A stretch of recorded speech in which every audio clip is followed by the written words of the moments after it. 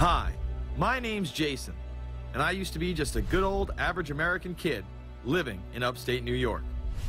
There's me. I played baseball, mastered Mortal Kombat, went to the prom, said the Pledge of Allegiance every day, and loved my country.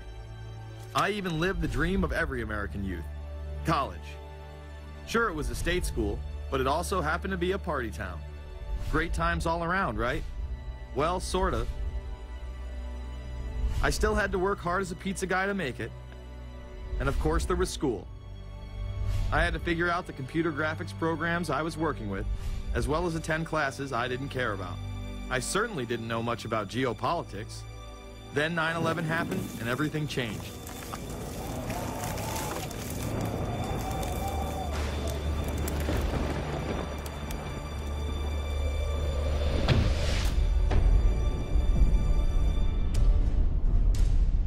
I was pissed. How dare the Muslim extremists massacre all those people? But was it all true? Prior to the invasion of Iraq, something didn't seem right. I then did a startling thing. I actually took a look at what happened that terrible September day. What I found horrified and angered me to such an extent that I took action. We were lied to, and lied to big time. Before I knew it, I went from a normal college student to the political guy at the party to one of the guys that brought you the first internet blockbuster, Loose Change. The film would not only change my life, but countless others as well. So if you've ever seen Loose Change, the documentary about September 11th, conspiracy theorist documentary, it is riveting. Oh, like, yeah. you watch it, and by the end, not even the end, 10 minutes in, you're like... You got your car packed, your head... You're just like, oh my God, it's all true. So every place, there's questions coming from this documentary. And you don't have to believe everything in the documentary to still have questions come up. And you look back and you remember what you saw and what you were told, and now you have questions. We got the boogeyman out there. See, for many years it was communism, then it was the war on drugs, now it's the war on terror. All through our life, we've had to have a boogeyman. Loose Change took the truth about 9/11 into the mainstream with over 100 million views and allowed me to travel the country and even take on some of my detractors. The answer is no, they cannot. Jason, I think it's telling that every time you disagree with something, you call the people a liar. I'm not calling anybody a liar, sir. I'm calling you a liar because you are a liar. But if we were lied to about 9/11, then who was really behind it? A lot of people on the web were pointing towards the New World Order, but that was impossible. I mean, the Hulkster couldn't be involved, could he?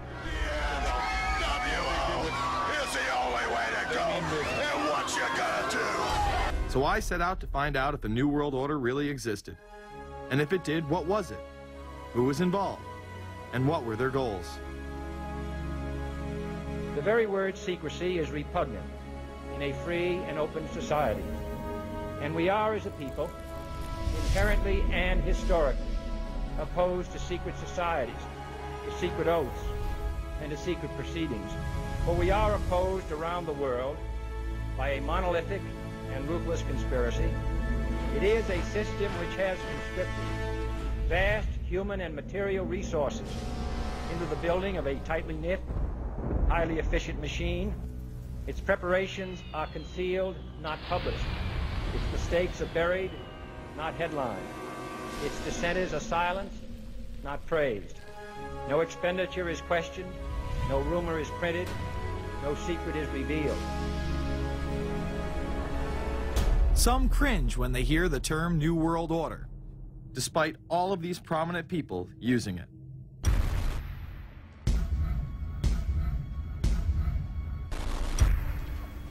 The world that maybe some people dreamt of at that conference back in Bournemouth, when it looked as if maybe history would end, that liberal democracy would triumph, that free market economics would slowly progress, and we'd have a new world order.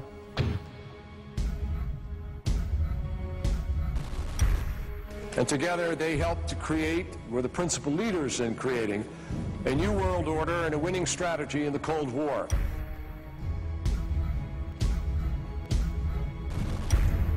We are part of a new world order. And as the recently departed Admiral William J. Crowe once said, it's long on new and it's short on order.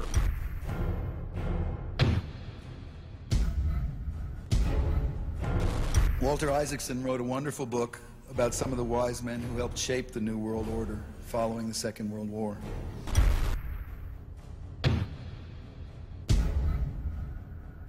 As we devise a way forward in Iraq, I urge the international community to embrace its responsibility for creating that new world order. A new world order based upon collective action.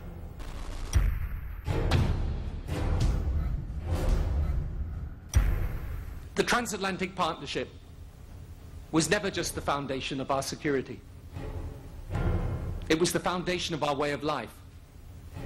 It was forged an experience of the most bitter and anguished kind.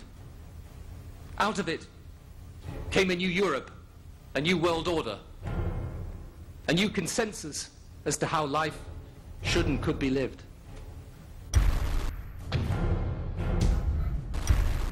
And just like that, it was gone. It was a new world order. That's what President George H. Bush said. Harvard historian Francis Fukuyama pronounced the end of history. In fact, when it is used, that person is often dismissed out of hand because of the perception that it is nothing more than a conspiracy theory. Actually, the idea of global governance in a one-world order has been around for centuries, and the term New World Order has been used frequently in recent history. The New World Order means different things to different people, but to those who expect to be in control of it, it means the same thing. It means all the world under their control. They believe that somebody must rule. After all, people are too darn dumb to know how to rule themselves. They figured that that's their role. The first in-depth publication of note was Samuel Zane Batten's work, The New World Order, which was published in 1919. Under the cloak of Christianity, this order speaks of a new world rising and advocates social control over all people and all resources. It promotes a world federation with a world parliament, an international court, and a global police force. Some of its goals are as follows. Community. The danger and loss in crime and degeneracy. The determination to make community life safe, sanitary, wholesome, and moral. Industrial. The disappearance of class distinctions and the solidarity of all interests in the economic process. National. The conception of the nation's welfare as the supreme concern, with the policy that everything shall contribute to this end, and every person must do some useful work. International. The creation of an international mind, with a world consciousness and a world patriotism. The destruction of every arbitrary power that can separately and of its single choice disturb the peace of the world. World government is good, right? It put an end to war. Well, it could put an end to war because you just only have one dictator. I think Adolf Hitler had that in mind. He wanted a world government too, with himself as the master leader. Many have regarded Hitler as the apex of evil, a true heart of darkness. But how many people know that Hitler had his own vision of a new world order? Hitler had been promoted by the establishment. He graced the cover of Time magazine many times and was their Man of the Year twice. His vision was simple: unify Europe and then the world. The only real difference was that his order was racially motivated, instead of being based solely on religion. He even wrote a lesser-known follow-up to Mein Kampf in 1928 that many have dubbed My Order, or New World Order. President Roosevelt would condemn this order prior to World War II. Nazi forces openly seek to establish systems of government based on the regimentation of all human beings by a handful of individual rulers who seize power by force. Yes, these men and their hypnotized followers call this a new order. It is not new, and it is not order. The idea of globalization was so prominent in Nazi ideology that the 1936 Berlin Games would be the first time that the Olympic rings would be displayed prominently and promoted in order to glorify the Third Reich. This symbol represents the 5 major regions of the world: Africa, America, Asia, Europe, and Oceania, interlocking and coming together as one. This one world philosophy still defines the Olympic Games today.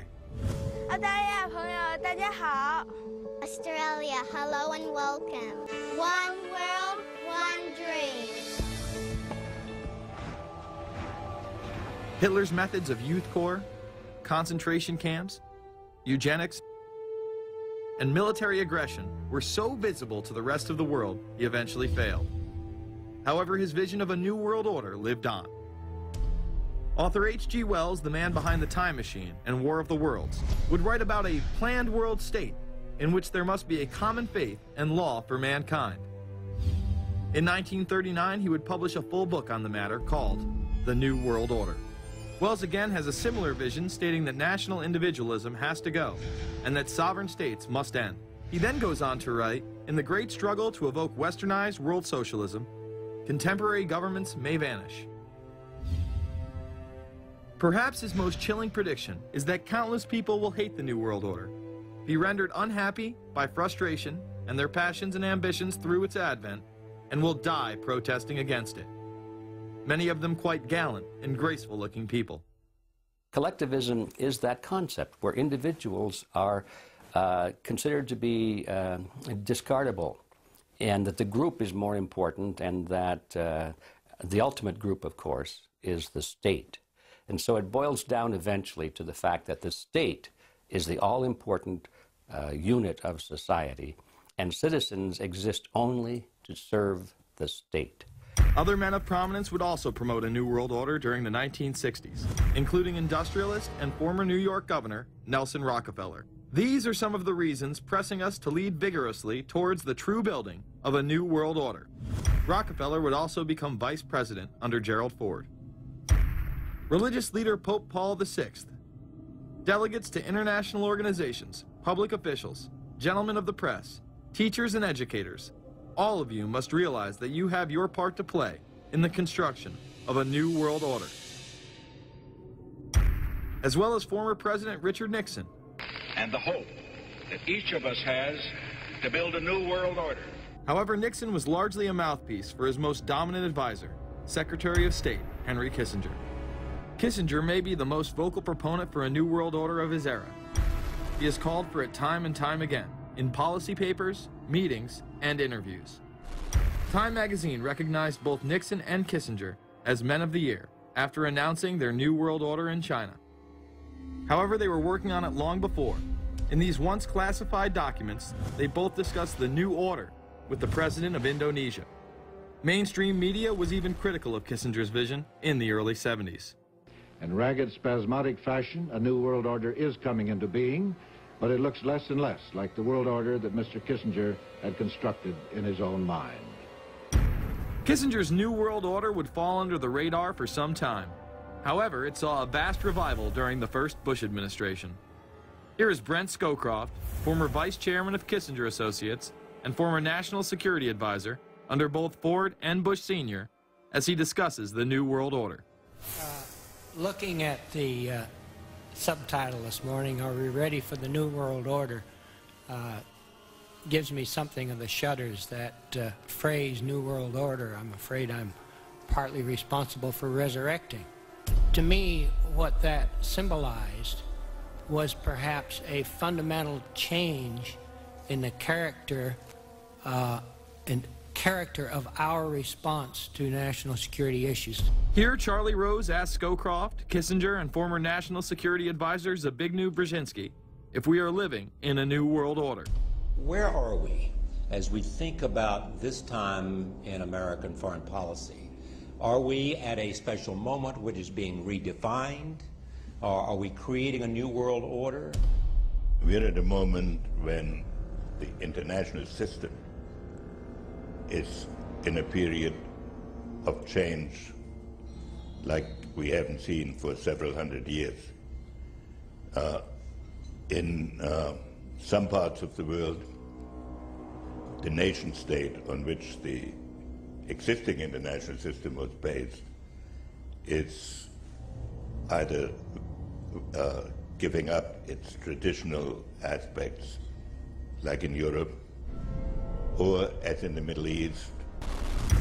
George H.W. Bush would campaign for a new world order like no other president before him. He would openly discuss it during his State of the Union address.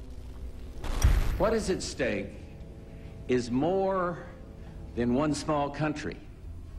It is a big idea, a new world order, where diverse nations are drawn together in common cause to achieve the universal aspirations of mankind. Again, a unified Europe was a major goal in creating this order. With few exceptions, the world now stands as one. A year and a half ago, in Germany, I said that our goal was a Europe whole and free. Tonight, Germany is united. Europe has become whole and free. The world can therefore seize this opportunity to fulfill the long-held promise of a new world order. We can find meaning and reward by serving some higher purpose than ourselves. A shining purpose, the illumination of 1,000 points of light. Bush Sr. and his administration would tour and promote this agenda across the board at any given opportunity. The President has spoken often of a new world order. And we have an unprecedented opportunity to build a new era of peace and prosperity here and abroad, to build a new world order. It's my understanding, I think that the President, and I don't know the context of how it came up in his speech last night in New York, said that China must be a part of the new world order. Guess I would like to ask you how you envision China fitting into the new world order. It is a country that we are going to have relationships with by virtue of its geopolitical importance. American officials say breaking down regional and national barriers to the flow of goods and services would represent a spectacular benefit to economies around the world. We are building a new world order. Bush would actually make a commencement address at Maxwell Air Force Base declaring the birth of this order. And that's why I wanted to speak to you today about the new world taking shape around us, about the prospects for a new world order now within our reach. In the coming weeks, I'll be talking in some detail about the possibility of a new world order emerging after the Cold War. But today, I want to discuss another aspect of that order. You see, as the Cold War drew to an end, we saw the possibilities of a new order in which nations work together. It refers to new ways of working with other nations to deter aggression and to achieve stability. As old threats recede, new threats emerge. The quest for the new world order is in part a challenge to keep the dangers of disorder at bay. We must build on the successes of Desert Storm to give new shape and momentum to this new world order. Only when this transformation is complete will we be able to take full measure of the opportunities presented by this new and evolving world order. The new world order really is a tool for addressing a new world of possibilities. This order gains its mission and shape not just from shared interests, but from shared ideals. After the Gulf War had ended, Bush was so obsessed with the idea of a new world order that he had a series of Glocks imprinted with the term that he would give to members of his administration, including Colin Powell, Brent Scowcroft, Dick Cheney, and General Norman Schwarzkopf. Cheney would even approve policy papers regarding the New World Order. Defense Secretary Dick Cheney has approved a revised draft of a policy document on the New World Order. The Pentagon is backing off a controversial earlier draft and has abandoned a one superpower strategy. The final document puts more emphasis on international alliances and organizations. This would become an unprecedented time period for people all over the globe to discuss at length what the New World Order meant to them. People within the media, Does anybody want to talk about the New World Order? Is there a New World Order out there, or is this a vision that exists in the... He does have his vision, there's no doubt about that. But does that exist in the president's mind, or does it exist out there in reality? This president sees this episode as the first test case, as the first example for the New World Order he is trying to organize. Some people have called it the New World Disorder, and there's a lot of truth to that.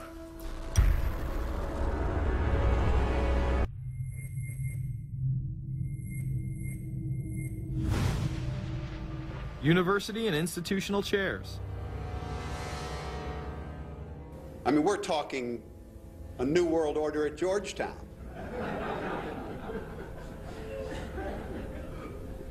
And we'd like to be very much a part of it and continue to live.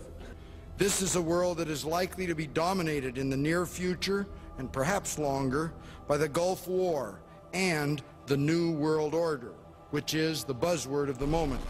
So the secret of a New World Order, and at this point it's just a slogan, but it does have some historical background in terms that orders have succeeded each other over time. The secret of this is to learn how to use coalitions. We are effective in the United Nations. People within government. George Bush has invoked a New World Order without enunciating a new American purpose. The president has still failed to articulate clear goals for our nation's foreign policy in this new age. I find the term New World Order very revolting, and just not only historically but politically today. I think Harding is absolutely right, and the actions of the administration just after enunciation of the New World Order put the lie to the fact there is any real substance behind what they say as New World Order. The first act of the New World Order was A, to make war, and then B, was to sell arms all over again. Is there a New World Order? We know certainly that George Bush has copyrighted the term at this point. In the aftermath of this war, though, is it an empty vessel into which something will be poured? Is it the appropriate term to use? Is it going to be a New World Order, or will disorder be just as significant in this process as we look ahead? Let's start with Madeleine. I think that we have, in fact, kind of had this term thrown at us, and many of us have not liked it, partially because of the previous historical connotation, and partially because I think it doesn't really deal with the way the world ought to be or is at the moment. But we are far from seeing a world order, and I'm not sure that it is in best U.S. interest to have a new world order in which we are the policeman. While many began to become critical of this order, the term began to evaporate into the background. We are very, very skeptical of an international order if we are not sure how the rules will be made, because thus far the international order has been made with rules that we had no input into and that affect us, and even when on the few occasions when the rules will seem to favor us, then they get changed. A unipolar world, a world of one superpower, may be quite dangerous for us. A New World Order under the United Nations would mean, among other things, an end to our God-given rights given us and secured by the Constitution. The New World Order, which now has been called by some the New World Disorder, and by some people on the of a more liberal persuasion, the taking over of the world by the Council on Foreign Relations, the Trilateral Commission, and the UN to put us all in slavery. But what are these organizations? Who founded them? And what are the stated goals of each? Before we begin with the Council on Foreign Relations, let's delve further into history to understand roundtable groups and their origins. Its roots go way, way back in history, and they go back to the formation of a secret society, a secret organization that was created by Cecil Rhodes, a very powerful and very wealthy individual. And people have heard about him in history, and they know about the Rhodes Scholarship, and they think, well, isn't that nice? That they don't understand at all what that's all about. Cecil Rhodes, when he died, left his great fortune not to his family, not to his heirs, but for the creation of a secret society. And we know about this because there were some people very intimately involved with this organization who wrote about it. One of the best authors on this topic is Professor Carroll Quigley. He wrote several books, and Tragedy and Hope is the best known of his. He described in detail the secret organization created by Cecil Rhodes, and he explains in these books he knows about them because he was invited by the organization into its inner circle. He was never a member of it, but he was invited in as their historian, and he was allowed to see their secret records and papers and study them for several years. And he knew all the important players, and he understood what it was about, and so he wrote these books. It's an amazing thing because he laid out in great detail what the purpose of the organization was and how they were the major players in all of the big international events since and including World War I. The bottom line is that you take the roots of that organization and you find out that they created in all of the British dependencies what they call roundtable groups. And then around those little roundtable groups, they created front groups. And the purpose of these front groups and roundtable groups was to penetrate into the governments of all of these different countries, to penetrate into the media centers, to penetrate into the educational systems. In other words, to penetrate into the social fabric, the power centers of society, and literally take them over from the inside without anybody being aware that they were controlling influence. After World War I, the International League of Nations arose as a precursor to the United Nations in 1919, under what seemed to be the vision of President Woodrow Wilson and his 14 points. The League of Nations was the first attempt at the New World Order, the first attempt at a global government based on the model of collectivism. And it was the brainchild of the elitists, the ancestors of the very people who are still working on this project. They're collectivists, the very wealthy people.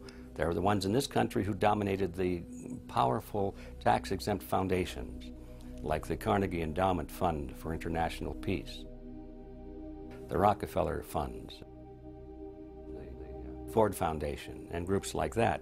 These people were on record, even way back then, that they had to have a new world government, and they dreamed of that being embodied in the League of Nations. And they were solidly behind it. And that was one of the reasons those people encouraged the United States into World War I, was because of the crisis of World War I, and that would also condition Americans to thinking of making big changes in their system, because we certainly don't want another war like that, do we? There's that fear angle again. And they thought, well, by being in World War I, then we would be a major participant at the table to carve up the world and create a new world government. And that was to be the League of Nations. Well, what happened to it is that the American people didn't really go for it. Wilson was aware of the elite and their control over society. In his book, The New Freedom, published in 1913, he discussed such a group. Since I entered politics, I have chiefly had men's views confided to me privately. Some of the biggest men in the United States, in the field of commerce and manufacture, are afraid of something. They know that there is a power somewhere so organized, so subtle, so watchful, so interlocked, so complete, so pervasive, that they better not speak above their breath when they speak in condemnation of it. Ultimately, this insight did not spare him from becoming yet another puppet of the global elite. You're watching Invisible Empire, A New World Order Defined. I'm Alex Jones, the producer of this film. I have produced 5 of the top 10 films in internet history, whether it's Loose Change Final Cut, Endgame, The Obama Deception, or Fall of the Republic. Yes, we've made informative, well-documented films, but the real credit for the success of these documentaries lies with you, the viewers. My friends, Invisible Empire is so important for people that need a crash course in the history of the ruling class and what this establishment is setting up. Please support the filmmakers so we can make future documentaries. Visit Infowars.com. Purchase the high-quality hard case DVD that has over 30 minutes of expanded extras. Make copies of that because it's the best quality available. Give it to everyone you know. Have public showings, whether it's the library, a local theater, or your home. Get it out to everyone you know. Get a PrisonPlanet.tv membership. Download all my films in high quality. Burn them to disk and give them to everyone in your community. If we expose the globalist, there's no way they can carry out their hellish plan. The destiny of this film is in your hands. You've made our previous films incredible successes I'm counting on you now. So again, Infowars.com to get the DVD or call toll-free 888-253-3139 or see them all in incredible high quality at PrisonPlanet.tv. The ball is in your court. PrisonPlanet.tv is a better tool than ever in the info war. Over 6 years of my radio and TV shows, all my films in super high quality, my book, Paul Watson's book, all there, 15 cents a day. Your support of PrisonPlanet.tv empowers the resistance to unlock minds worldwide. In all of the British dependencies, these organizations, the front groups, were called the Royal Institute for International Affairs. In the United States, they chose a different name. They chose the Council on Foreign Relations, but it held exactly the same relationship to this inner society of Cecil Rhodes. Among the charter members were W. Averell Harriman of Union Banking, then President of the United States Woodrow Wilson's main advisor, Colonel Edward Mendell House, John D. Rockefeller, the founder of Standard Oil, banking mogul J.P. Morgan, and prominent bankster Paul Warburg. Well, the Council on Foreign Relations exists today. It's probably the most powerful single organization in America.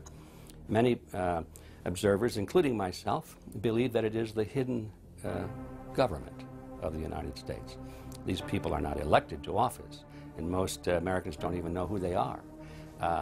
But they are holding all of the important positions in society. There are only about 4,000 of them in the United States, but I don't care what organization you want to look at, whether it's government, or whether it's the universities, or the large media centers, or whatever it is. You look at the people at the tops of those organizations, the owners, the managers, the CEOs, the board of directors, and I'm going to say probably 80 to 90% of the great power centers of America are dominated by just those 4,000 people who are members of the Council on Foreign Relations. Throughout its history, it would contain extremely influential and powerful individuals in finance, business, media, and politics. Former presidents of the United States include Richard Nixon, Gerald Ford, Jimmy Carter, and William Jefferson Clinton. Currently, Barack Obama claims not to be a member, but has spoken in front of the Council and has had his writings published in the Council's magazine, Foreign Affairs. It's been reported that you and your wife are in the globalist CFR, which is the Council on Foreign Relations. I'd like to know if that is true. Well, first of all, I'm not the Council on Foreign Relations. I don't know if I'm a official member. I've spoken there before. It basically is just a forum where a bunch of people talk about foreign policy, and so there's nothing. There's no official membership. I don't have a card or, you know, a special handshake or anything like that. Now, why is that important? It's important because the avowed purpose of the Council on Foreign Relations is to create a new world order, a global government based on the model of collectivism. And that includes the elimination of the United States as a sovereign nation. That's why it's important. The people running this country are determined to destroy it.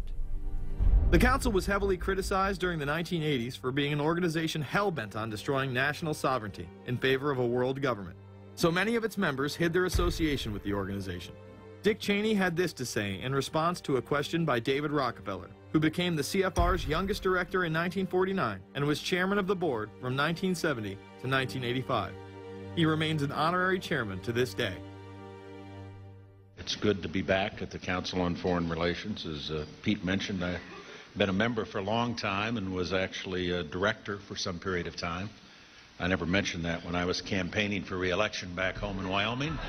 Now, you are the president of the Council on Foreign Relations, all right? Yes, sir. You guys toy with countries of the world like toys, don't you? You're like the Illuminati, you're the Masons, you control everything, don't you? That's the rap on you guys. What's so interesting now, though, is who's on the chessboard. The toys, if you will, are a lot more than states. Notice that Mr. Haas does not deny that the CFR has massive control over the geopolitical arena, and instead tries to focus on the separate entities outside of nation-states. Current Secretary of State Hillary Clinton also reveals the importance of the CFR here. But it's good to have an outpost of the council right here down the street from the State Department. We get a lot of advice from the council, so this will mean I won't have as far to go to be told what we should be doing and how we should think about the future. You have these private groups that are run and created by the elite, by the ultra-rich, wealthy families that have been manipulating global markets from behind the scenes for generations. They create these private groups that then feed information to the government, to senators, to congressmen, their recommendations, their policy papers, what they think should happen. And it's fascinating because if you actually read what it is that they're doing, the recommendations that they make, they're very able to get them put in place. Discussions that are going on in these private groups are really talks that should be going on in Senate committees and in the halls of Congress, but they're happening with these ultra-elite groups that are then pushing their propaganda into the political mainstream, and then it's becoming enacted, it's becoming put into law. Still not convinced the CFR is promoting a new world order? Listen to what Leslie Gelb had to say upon leaving the New York Times to chair the organization as its president in 1993. I loved it. Doing a column is a great job. I'm going to an equally great but different job, and in a way a job that caps everything I've been doing in my life, in government and academia and in journalism. I think that's what the Council on Foreign Relations will allow me to do. Well, you know, for example, you had me and 3 or 4 other folks on this show a few months ago to talk about the New World Order, right? Exactly. Right? Bob I talk Hormats about and it, you, exactly. Right. I talk about it all the time. New World Order wants a global system where one small central authority of individuals can then dictate a policy that's going to be distributed down to the rest of the world, everywhere, in the smallest little town in the middle of nowhere in some remote country. I now think it's safe to say that the Council is extremely influential on the world stage and openly promote global governance. The Council and the globalists were able to take this agenda to the next level following World War II. The United Nations was born out of the ashes of this conflict. Unlike the League of Nations, the United States not only joined this organization, they championed it. First book I wrote was The Fearful Master, a second look at the United Nations. It was written at a time when it was not popular to be critical of the UN. I mean, the United Nations was viewed by almost everybody as our last best hope for peace. It was a means, we were told, to bring humanity together and put an end to war and live in peace and harmony and promote trade and all of these good things. I wish it were any of those things, but it's not. The original charter for the United Nations was drafted in San Francisco in 1945, and the United States became a permanent member of the Security Council, along with France, the United Kingdom, the Soviet Union, and the Republic of China. The process by which other nations' belief systems could be used to erode and eviscerate our Constitution and Bill of Rights had taken a giant leap forward. The United Nations is one of the most well-known sort of globalization attempts. Its primary goal is to streamline all the governments of the world, to create a global council and to unify all the rules and all the regulations for the world. So it's essentially the precursor and an engine of this new world order. The United Nations is made up of all of the countries of the world, most of which are dictatorships of one kind or another.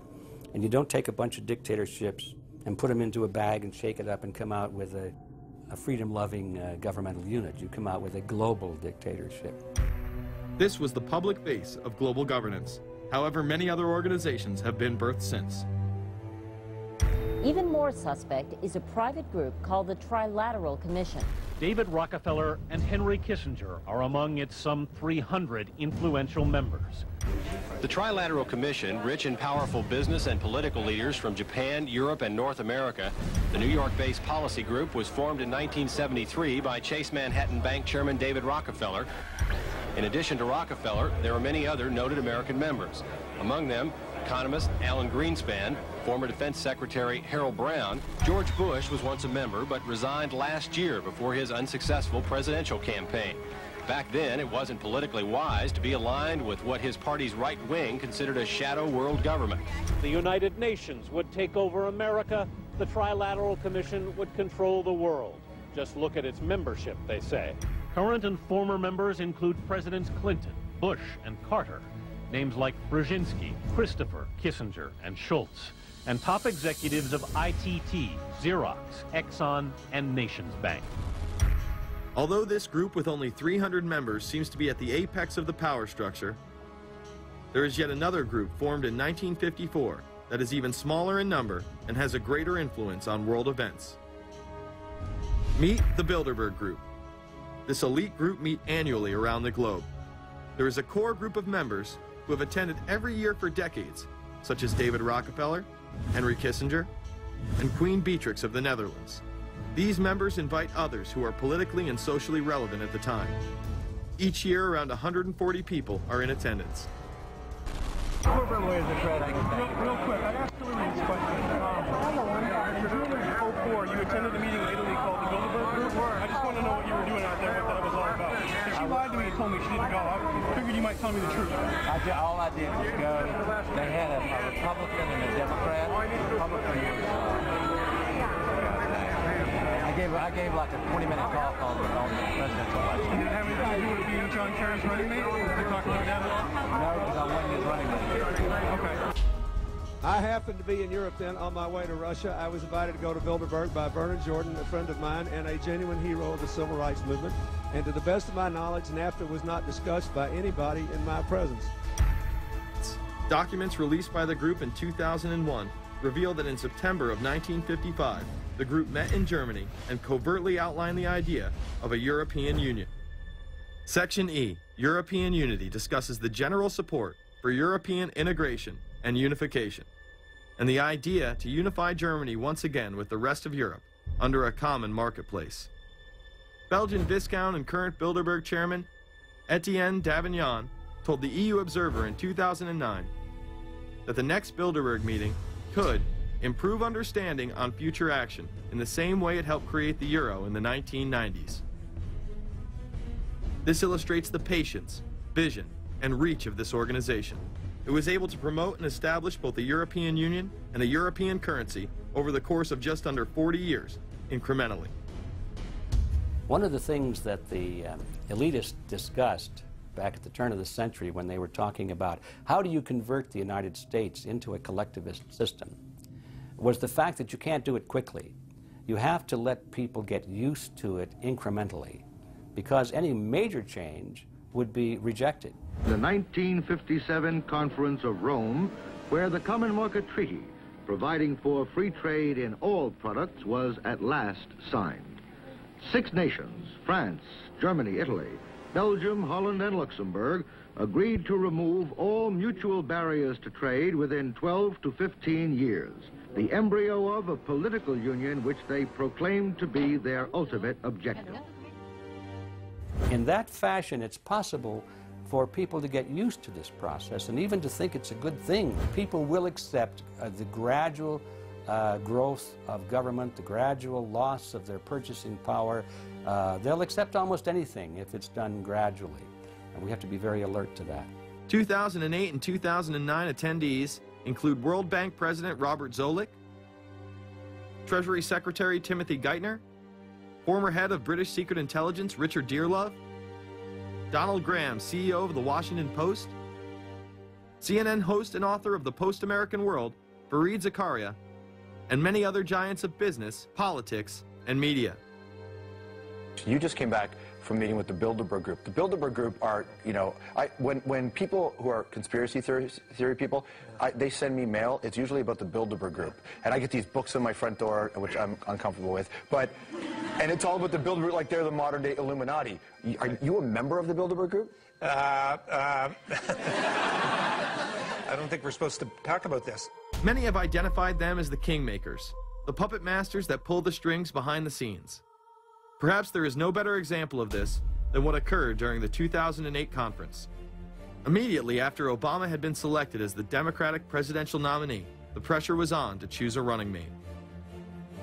We've put together a committee. We are going to be equally deliberative in how we move forward. And we're not going to do it in the press, and we're not going to do it through surrogates. He then tricked the press corps into staying on the plane as it took off from Washington.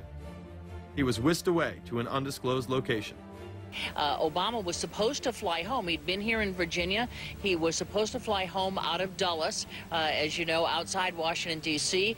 The press corps was waiting for him on the plane, and the pilot announced that they were leaving, and Barack Obama was not on the plane. Presumptive nominees in the past has always been that they have at least a press pool with them at all times.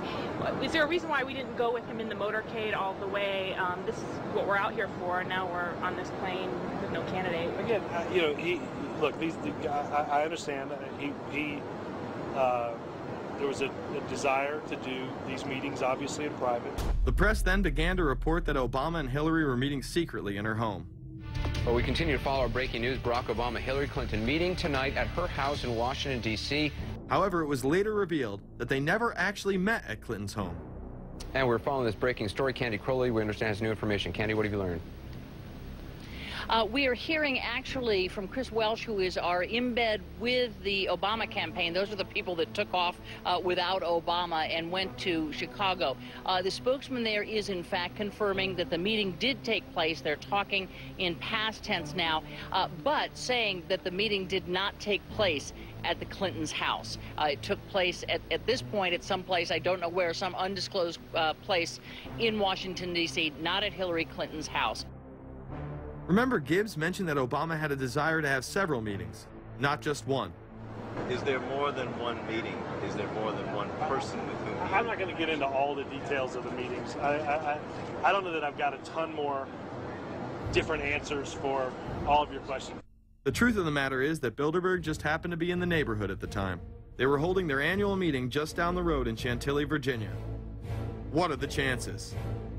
What's interesting and dangerous about the New World Order is that it's not a natural progressing idea. It's just not civilization naturally evolving and organizing into this system. It's the group of extremely powerful people that are manipulating the system to get it to this status from behind the scenes without anybody's knowledge. You have to ask yourself, if there isn't an agenda going on to keep those organizations quiet and to keep them out of the news, to keep the discussions about them behind closed doors, then why is it that these supposed experts on the left and on the right never talk about them? This has been a condensed history of the globalist organizations and their rise to power. But is there a reason they meet behind closed doors? A shadow world government has been mentioned, but to truly understand what that means, let's go back to this iconic warning from President Dwight D. Eisenhower. Progress toward these noble goals is persistently threatened by the conflict now engulfing the world. It commands our whole attention, absorbs our very beings. We face a hostile ideology, global in scope, atheistic in character, ruthless in purpose, and insidious in method. Unhappily, the danger it poses promises to be of indefinite duration. The need to maintain balance in and among national programs. Balance between the private and the public economy. Balance between the cost and hoped for advantages. Balance between the clearly necessary and the comfortably desirable. We have been compelled to create a permanent armaments industry of vast proportions. We annually spend on military security alone more than the net income of all United States corporations. The total influence, economic, political, even spiritual, is felt in every city, every state house, every office of the federal government. Yet we must not fail to comprehend its grave implications. Our toil, resources, and livelihood are all involved. So is the very structure of our society.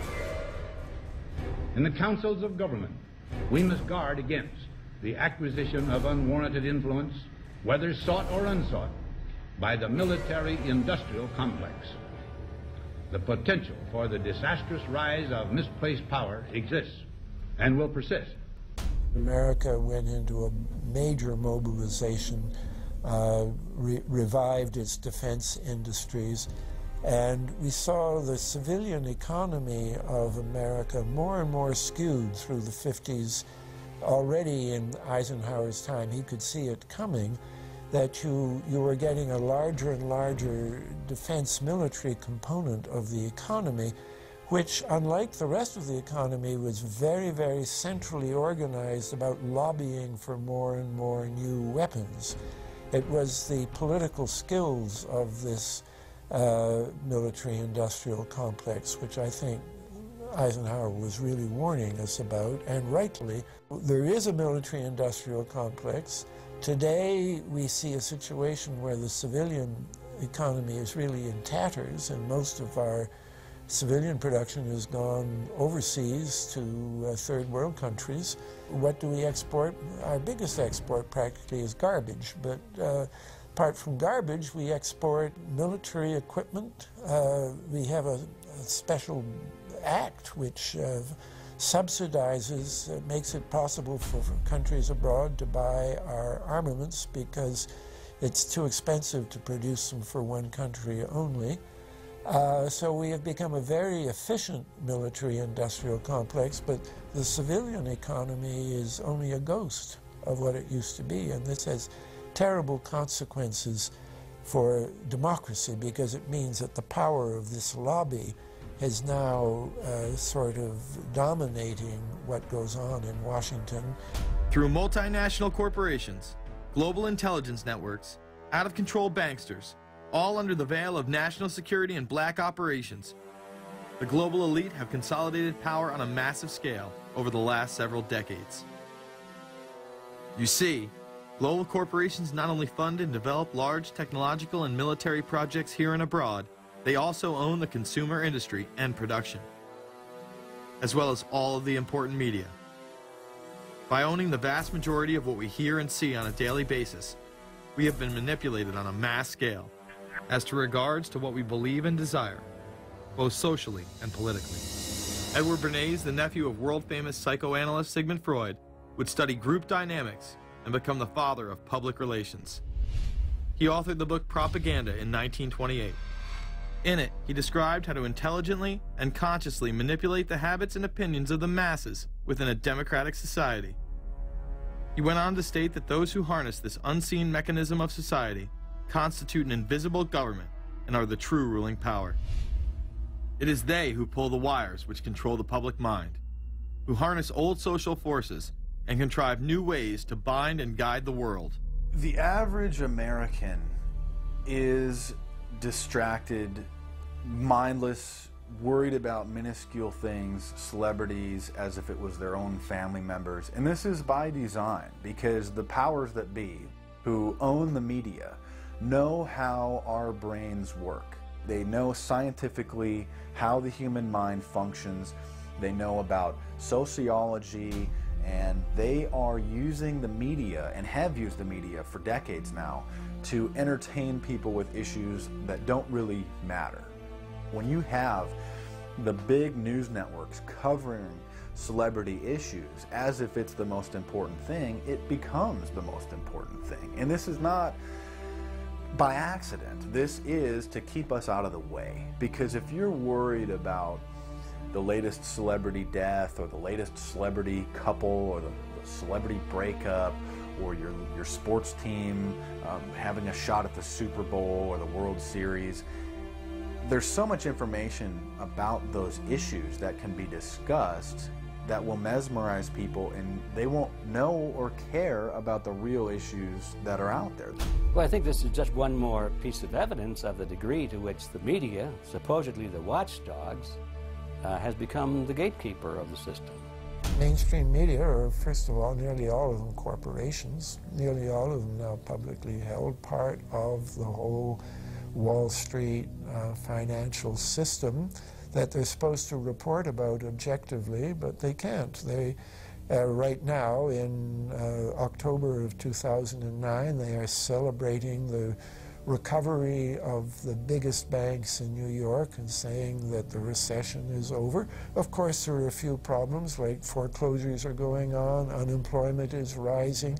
All of this is affecting the American people, but it's not affecting the financial elite who also control the media. Bernays successfully identified the invisible empire which controlled the minds of men. So as the populace is mesmerized and hypnotized by powerful behind-the-scenes forces, as they are distracted by the latest celebrity scandal, the newest cell phone, and their favorite sports team, this network disguises itself, remaining in the shadows. Despite the elite utilizing Bernays' methods, in conjunction with the military-industrial complex they had erected, a modern arm of this organization was exposed in what came to be known as the Iran-Contra scandal.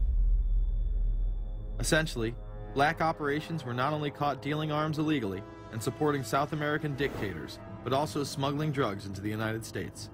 Iran-Contra was really the merging of two different programs. The first one was support for the Contras, who were, let's face it, a force of terrorists in Nicaragua trying to overthrow the Sandinista government. They were being secretly supported by the CIA, and at the bottom of the whole thing was drugs. Iran-Contra was openly exposed by massive network coverage. How was it that in 3 years, a network Washington set up to run arms to the Contras wound up running cocaine into this country for the most vicious drug cartel in the world? At the same time, we were supposed to be fighting a war against drugs. But by the same token, I also smuggle my share of weapons in exchange for those illegal substances, with the full knowledge and assistance of both the DEA and CIA. Betzner says that in 1983, he flew weapons from Florida to El Salvador and drugs from Colombia to the Bahamas on the way back. In 1984, he says, he flew twice from Florida to Costa Rica and back. We could bring back our own cargo, and they would arrange it, or we could bring back their cargo without ever having to worry about interception, arrest, anything like this, that everything was taken care of. What kind of cargo were you talking about? Drugs. Tolliver says he had 2 meetings with this man, CIA veteran Rafael Quintero. Then in March of 1986, he says he flew 14 tons of weapons down to Honduras, to this Contra resupply base set up by the CIA. We take off from Tegucigalpa, Honduras, and we leave. To? South Florida. Where in South Florida? We landed at Homestead. Homestead? Air Force Base. This is the plane Tolliver says he used. The plane traces to a company that had a State Department contract to fly humanitarian supplies to the Contras. In addition to that, 3 dozen sources confirm the basic scheme. We can now report that long before that operation began, there was another operation to provide guns for the Contras, which was also against the law. In this operation, Americans and Israelis provided arms to the Contras, and then the same network smuggled drugs into the United States. The operation was launched in spring of 1983 at Washington's request, with at least $20 million of Israeli government money later reimbursed, we're told, from U.S. Covert Operations Fund. For about 5 years, people were flying arms into Iran, and most of them came from Israel. The Israelis purchased the weapons from Poland and Czechoslovakia and began shipping them secretly from Yugoslavia to Bolivia, and then to Panama. The Israeli liaison man there, this man, Michael Harari, until recently a close aide to Panama's strongman, General Manuel Noriega. You'd bring the ship into Colombia, you would load drugs aboard it, and you would bring those drugs back to Panama with you. But bringing that stuff into the United States, that was something else. I've never been so thoroughly disgusted with myself in my life. This network would also be involved in the October surprise. We really can't understand that unless we understand the so-called October surprise in the 1980 election, which is, I think, unquestionably Republicans, including William Casey, who later became Reagan's head of the CIA, negotiated with the Iranians for them not to release the hostages which were being held in Iran to Carter, but to wait until the Carter was defeated and the Republicans were in. That is what actually happened, that the hostages were only released on the day that Carter left office and Reagan came in.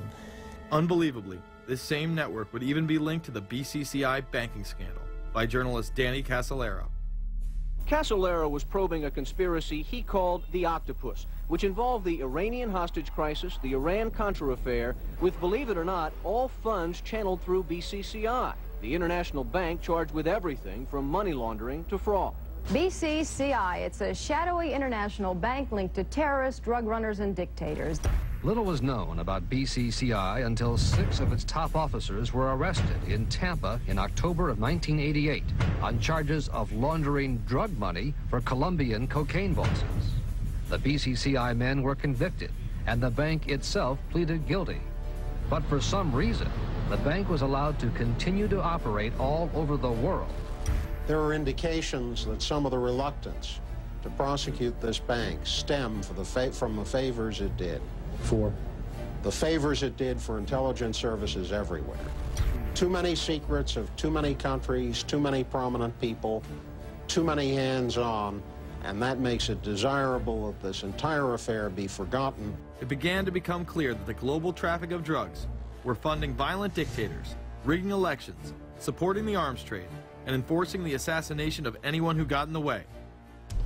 Casolaro was found dead for his efforts in exposing this network. His death, of course, ruled a suicide.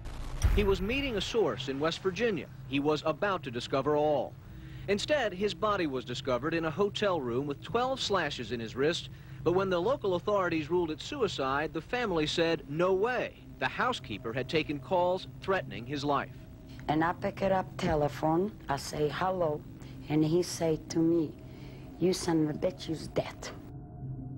Casolaro would not be the only person involved in the scandal to wind up in a casket. Meet Barry Seal. At first, the media portrayed Seal as a drug dealer gone good, who was assassinated by the Colombian mafia. Authorities believe last night's machine gun killing of top drug informant Barry Seal was ordered by drug bosses in Medellin, Colombia, who sent 5 men to Baton Rouge to kill Seal. Sam Dalton was the lawyer that represented the Colombian hitmen convicted of his assassination. We were trying to subpoena the CIA because we felt like they had documents, exhibits, and evidence that would indicate complicity in Seal's assassination. When they were able to gain access of Barry Seal's trunk the night of the murder, the personal phone number of none other than George H.W. Bush was present. Louis Unglesby, the former attorney for Mr. Seal, also confirms that he once called the office of the vice president after Seal had given him the number.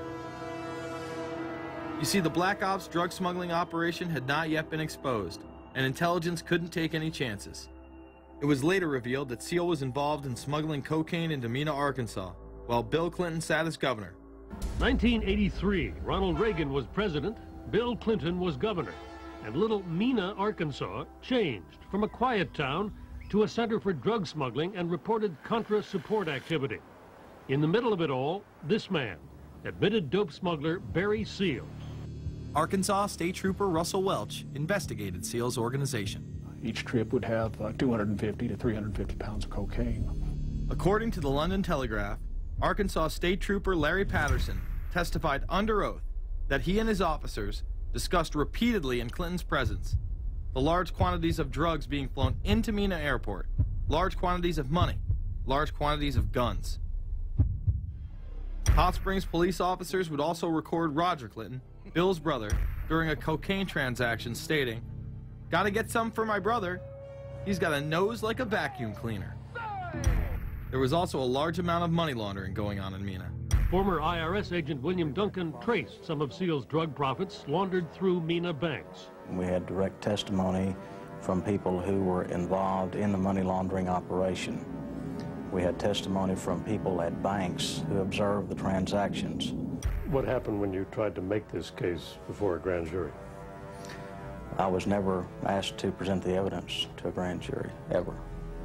This very same network used BCCI to fund the Afghani rebels. The deputy director of the CIA, Richard Kerr, said late today that the CIA did use the Bank of Credit and Commerce International, BCCI, to support CIA activities overseas. Most people still believe that the Soviets had maliciously invaded Afghanistan in order to spread their communist agenda. The Al-Qaeda was essentially a kind of a byproduct of Brzezinski's campaign to embarrass the Soviet Union in Afghanistan. They weren't in Afghanistan at that time. Brzezinski boasted later that he was responsible for drawing them into Afghanistan. And he did this extraordinary interview with Le Nouvel Observateur in France, and they said, but aren't you worried that you've created this whole new force of Al-Qaeda? And he said, oh, what's more important, a few crazed Islamists or the fall of the Berlin Wall? And they said, but you know, is there no danger? Aren't they dangerous? And he said, nonsense. He said all this in 1998. So I knew Brzezinski at McGill University. We were students together and took very small classes together. And in some ways he's bright, and in some ways he's kind of nuts. And he had the kind of nuttiness that made him attractive to the Rockefellers. Bin Laden and his network were actually funded by BCCI through U.S. covert operations. Well, the reason I bring it up, if you've ever heard any of our call-in shows, you know that we have people that think about the conspiracy theories of people like you. You would be a poster child for these people because you have served on the board of the Council on Foreign Relations. You helped start the Trilateral Commission, and you've been to the Bilderberger Group. Are people too close in this world, people in business, too close to the governments? Well, you know, there is such a thing as insidious influence. And the question is, how does it operate? Does it involve bribery? And does it involve some sort of psychological domination of individuals? I don't believe in this notion of some sort of secret societies controlling people. But of course, in any political system, there are sort of over-the-table and under-the-table arrangements. Arrangements that involved ruthless, illegal, and immoral activities in order to dominate humanity.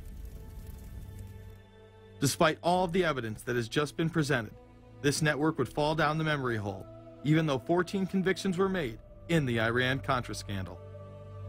The continued cover-up would be made possible by George H.W. Bush.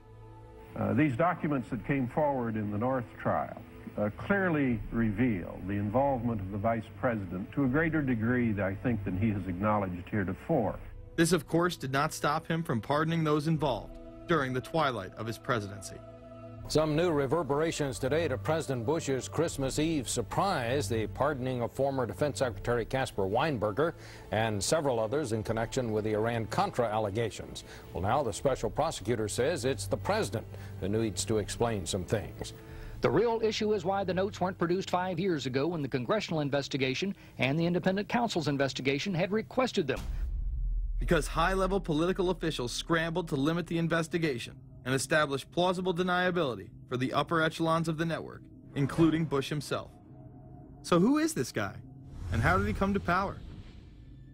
To understand that, we must first take a look at his father, Prescott. Prescott was born into privilege and became extremely influential in business, intelligence, and politics. He helped establish the CIA out of the Army's Office of Strategic Services with the Dulles brothers, and served as a senator in the state of Connecticut. However, during his time serving as one of the directors of Union Banking Corporation, he was doing business with Nazis. The Bushes have been sort of at the heart of the military-industrial complex since its very beginning, and that Prescott was involved in a firm that actually fronted for Nazi firms in America. In fact, Union Banking and its subsidiaries were seized by the United States government in October of 1942 under the Trading with the Enemy Act. After the war, the assets were returned, a few fines were paid, and it was swept under the rug of forgotten history. These Nazi ties should not be all that shocking, seeing as it has been declassified that the Office of Strategic Services recruited Nazis into its ranks through Project Paperclip in August of 1945. George Bush seemed to follow in his father's footsteps, using Prescott's business connections to move to Texas and get into the oil industry. He would first attain political office as a Texas congressman in 1966, but then lose his bid as a Texas senator in 1970. It was at this time that Nixon appointed Bush as an ambassador to the United Nations. According to official accounts, Bush then began work with the CIA as its director in 1976. Evidence suggests that Mr. Bush and the CIA actually had a much longer-standing relationship. There are indications that he had relations to the CIA before. There's a very strange memo, and the names are George Bush. And when this was published, there was a lot of fuzzing of the issues, but given George H.W. Bush's strong connections with the Cuban community, I think there is a good chance that it was the George Bush we know, so that he did have a CIA connection. Bush left the CIA just under a year after his appointment. He is credited with restoring the agency's morale, as its image was being shattered by the Church Committee's revelations of the CIA's unauthorized activities involving assassinations and corruption. In reality, Bush was responsible for denying the Church Committee many of the documents it requested and making it impossible for them to do a thorough investigation. After his time as CIA director, he devoted himself to becoming the next president of the United States. Many people within his own party did not like his globalist ties. Along the campaign trail, Bush continually had to explain his association with the group. You know J.R. Ewing in the show Dallas? J.R. is a member of the Trilateral Commission, I think. It's got to be because it's so bad. Let me tell you something. I used to be a member of it. I resigned, as I did from every business thing I was in, to concentrate on one thing, running for President of the United States. Ronald Reagan initially had no interest in having Bush as his running mate. Even then presidential candidate Ronald Reagan had questions. I would suggest that maybe Mr. Bush would clear the air if he'd tell us why he resigned. Reagan's backers then forced him to choose their intelligence frontman, George H.W. Bush, as his vice president. But in spite of last year's campaign rhetoric, all seems to be back to normal between George Bush and his old colleagues, and President Reagan, who is relying on many of these powerful business leaders to make his economic package work, will host commission representatives at the White House Monday. After Reagan's election, there was an attempt on his life, just 69 days into office. Astoundingly, Bush would again be connected. So just who is John Hinckley, Jr.? When he left this neighborhood 8 years ago, he was, by all accounts, well-liked and seemingly normal. This donut shop near the motel was visited by Hinckley, who reportedly waited for a phone call here each day, even though he had a phone in his motel room. The nature of the calls is not known. A touch of irony. The young man walking with the elder Hinckley is 30-year-old Scott Hinckley, John Jr.'s brother. He and Vice President Bush's son, Neil, are friends. They had planned to have dinner together in Denver tonight. The plans have been canceled. We were told Hinckley was a madman acting alone. If that was the case, why was he making phone calls from a payphone down the road instead of his hotel room? Why was the would-be assassin's brother a family friend of the man who stood to gain the presidency? While Reagan led the nation in the public eye, Bush exploited his power through the largely unknown Continuity of Government Directive. In the United States federal government, there is a super-secret agency which controls this shadow government. The National Program Office allowed Bush and his network to attain executive emergency powers. Ronald Reagan authorized the National Program Office when he signed a top-secret directive in 1982. Oliver North was one of the key officers responsible for the program's startup. Under the NPO's direction, 4 agencies were charged with execution of the Doomsday Plan: the CIA, the Departments of State and Defense, and the Federal Emergency Management Agency. An effort was being made to consolidate continuity of government programs across several major departments of the government under one office. After 8 years of secret wars, covertly sponsored revolution and assassination had advanced globalist interests and allowed Bush to achieve his lifelong dream by becoming the 43rd president of the United States. The fall of the Soviet Union left the United States as the sole superpower in the world. The Wolfowitz Doctrine stated, "We must maintain the mechanism for deterring potential competitors from even aspiring to a larger regional or global role." The New World Order was on display with the first Gulf War and the creation of a European Union. After losing to his crony Bill Clinton, he faded into the background as the agenda for a New World Order marched forward.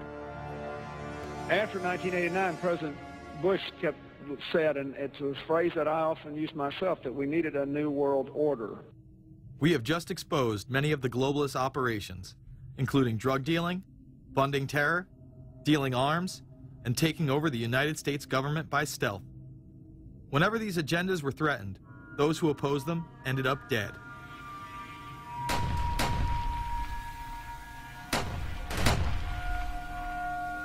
We've got some difficult days ahead, but it really doesn't matter with me now, because I've been to the mountaintop.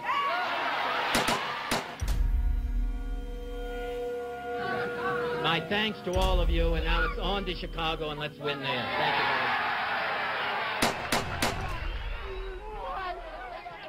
much. Gave a paper about all three of the big assassinations in the 60s, which was John F. Kennedy, Bobby Kennedy, and Martin Luther King.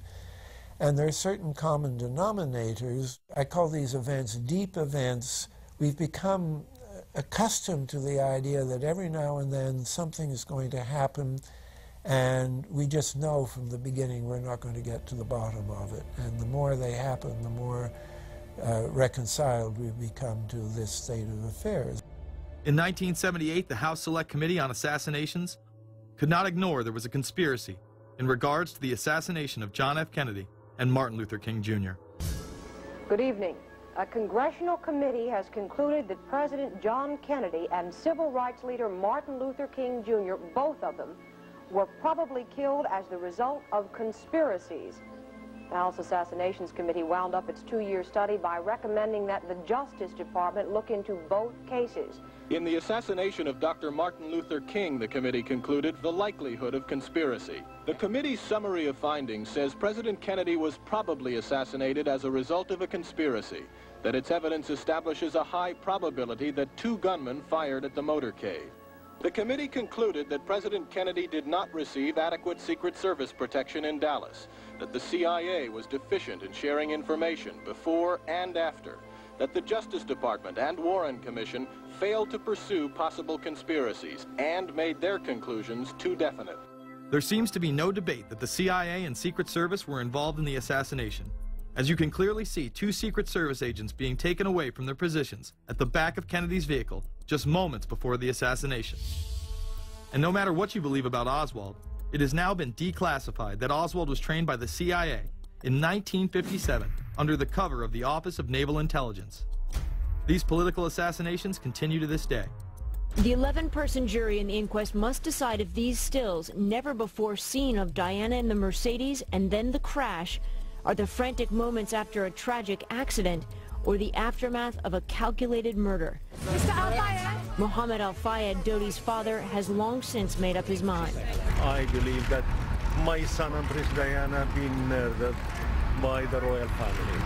He claims Diana was pregnant and about to announce her engagement to his son, an embarrassment so great, he says, that Prince Philip commissioned British Secret Service to kill the couple.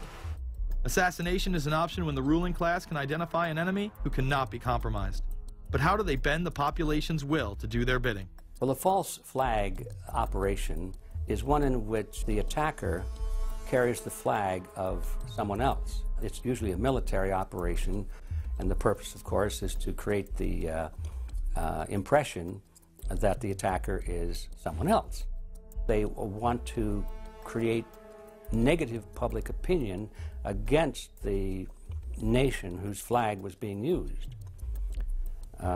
Or they may even not use a flag at all. This sort of thing is done all the time, and it's certainly not unique in history. I think we've been seeing a lot of it lately. Americans are easily motivated by false flag operations, and I think it's inevitable that we will see false flag operations in the near future.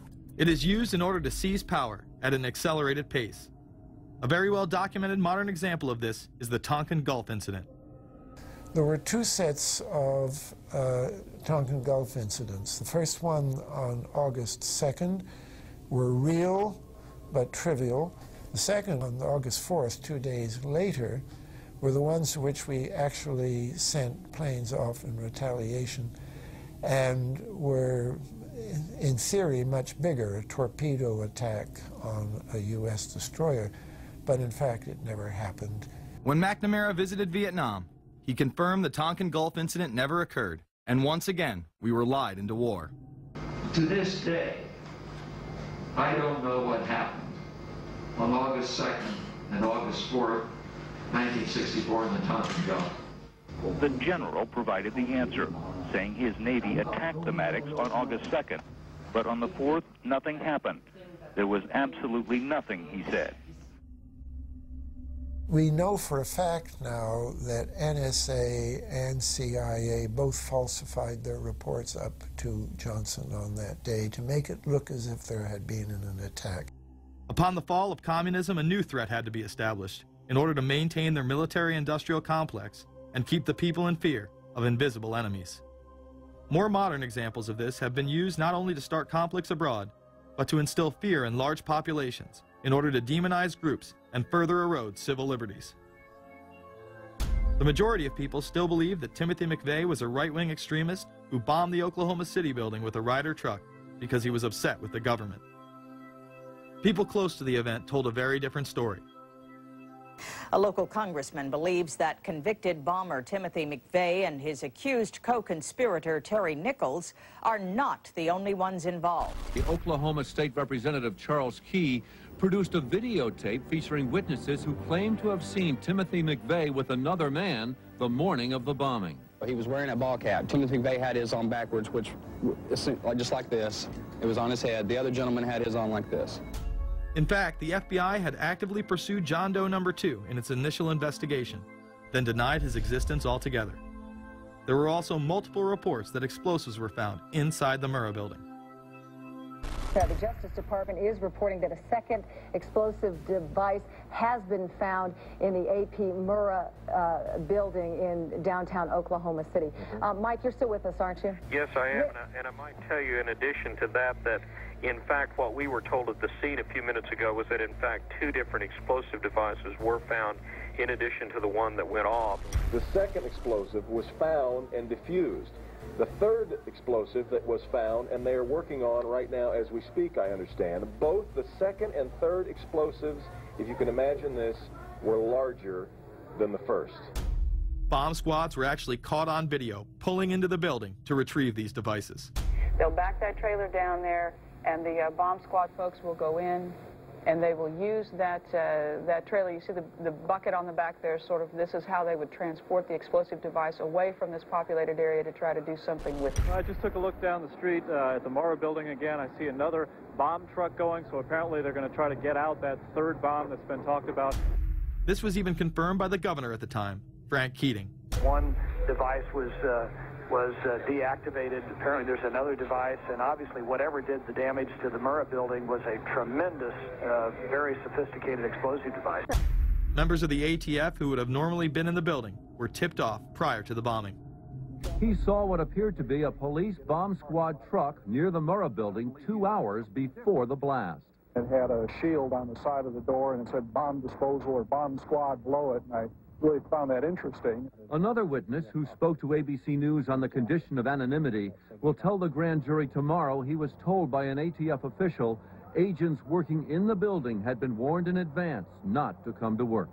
He just came out and told me that the ATF wasn't in the building that day. They'd been tipped by their pagers not to come to work, which I was flabbergasted.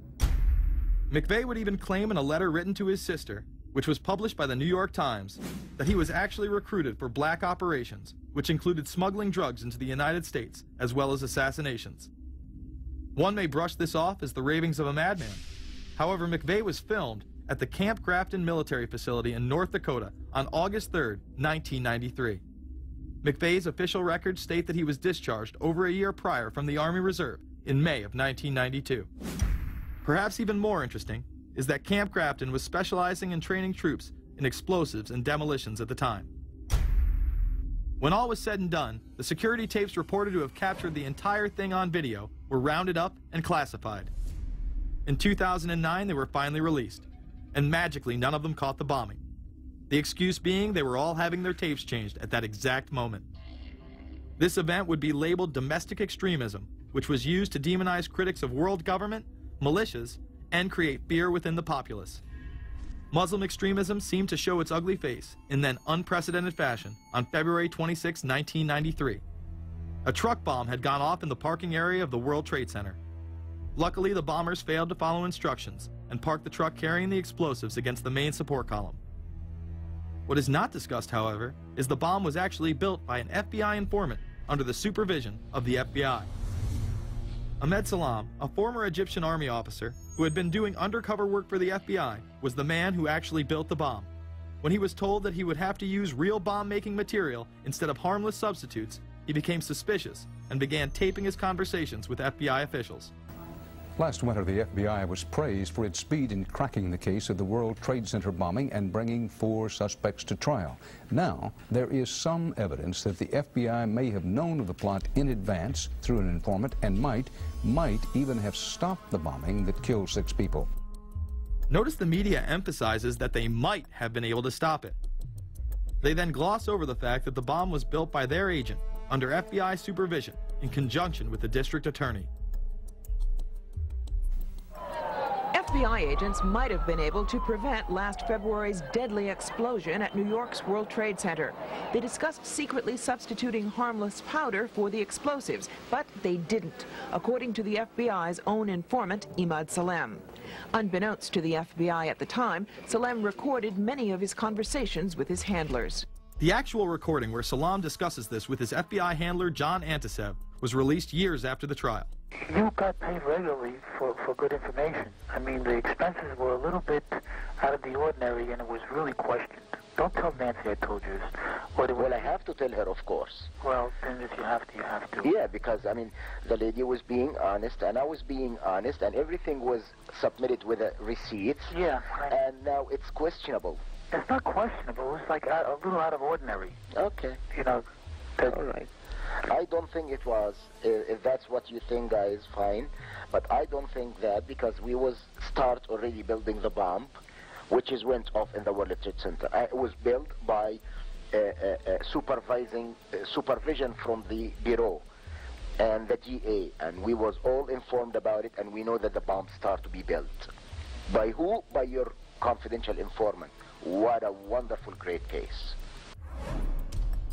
Following the convictions of the Muslims who were too inept to make their own bomb and park the vehicle in the proper area, Salam was pulled into the FBI's witness protection program, where he has never been heard from again. Prior to the largest and most devastating terrorist attack on U.S. soil, the United States was poised as the first truly global superpower. Brzezinski would muse in 1997 that geostrategic success would represent a fitting legacy of America's role as the first, only, and last truly global superpower, and that the only way to mobilize Americans was a truly massive and widely perceived direct external threat. In September of 2000, a neoconservative think tank called the Project for a New American Century echoed Brzezinski's statements, saying the United States is the world's only superpower, combining preeminent military power, global technological leadership, and the world's largest economy. An engine for New World Order ideals, members of PNAC included Dick Cheney, Donald Rumsfeld, Jeb Bush, Scooter Libby, William Kristol, and Paul Wolfowitz.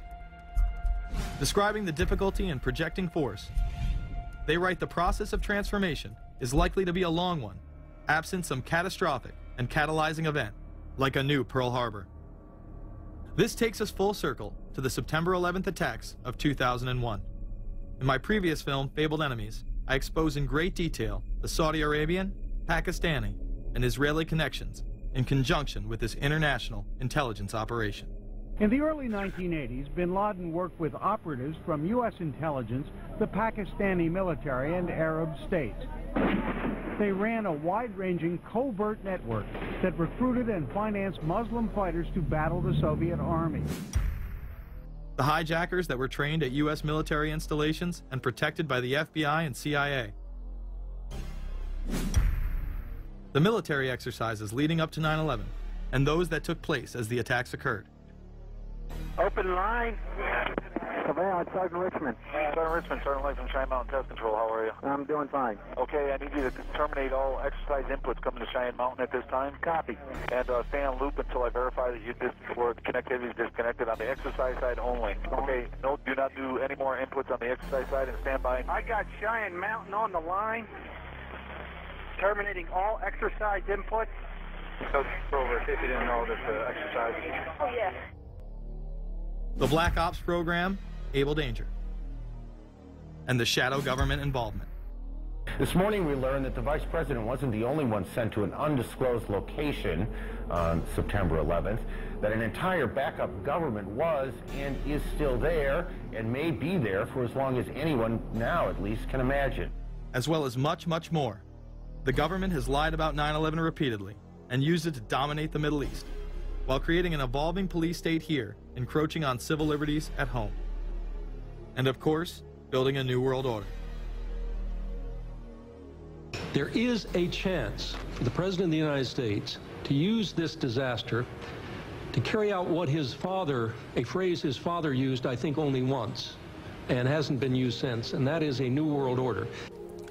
We know now that September 11th of 2001 was the beginning of what we might call a new world order. The new world order that this president's father talked about with such great enthusiasm seems to be high on the agenda of this administration. Under the second Bush administration, massive amounts of civil liberties were openly and brazenly taken away following 9/11. The passage of the Patriot Acts, the Military Commissions Act, and other horrifying anti-constitutional legislation was enabled by the incredible amount of fear generated by the media, all in the name of keeping us safe here at home. The war itself would create huge profits for the military-industrial complex, and the globalists would seize even more power and control over Middle Eastern resources in what they planned to become a Eurasian Union under their control. Although the establishment claimed to be fighting for our freedom abroad, they were destroying our sovereignty by stealth. Expanding on NAFTA, they were able to consolidate power on the domestic front by deindustrializing the United States through CAFTA, the Central American Free Trade Agreement, as well as the SPP, the Securities and Prosperity Partnership. Opponents, however, say the initiative is nothing less than a plan to create a North American Union that would eliminate sovereignty for all three nations. Building on the North American Free Trade Agreement, the NAFTA section of the Commerce Department is busy drafting laws and regulations for a North American Union, a union of Canada, America, and Mexico. The President has attended secret meetings and signed at least 2 agreements under the Security and Prosperity Partnership Program. The stated goal established by Presidents Bush, Fox, and Prime Minister Paul Martin is integration by 2010. It's a plan from the business elites, the political elites, that will cost more American jobs, cost American sovereignty, but it would fulfill the President's father's vision. Now, former United States Trade Ambassador Robert Zoellick is talking about it again with renewed vigor. This time, a new world order with business at the helm of trade and economic policy. It's an agenda that goes hand in hand with the United States, Mexico, and Canada working quietly and behind the scenes to promote a common market with common deregulation for the benefit of multinational corporations. It's remarkable to me, the arrogance, the idea of just simply throwing away the nation's sovereignty, but they're trying to do so in so many ways. People better understand that they mean exactly what they're saying. It's a new world order they're trying to create. Dobbs, the only mainstream anchor to expose the new world order, resigned shortly after bullets were fired into his home. The elite do not plan on waiting around for these unions to be formed before implementing the next step in global government. Through the vast global economic crisis of the last few years, they have been able to devalue the dollar and undermine it as the world's reserve currency.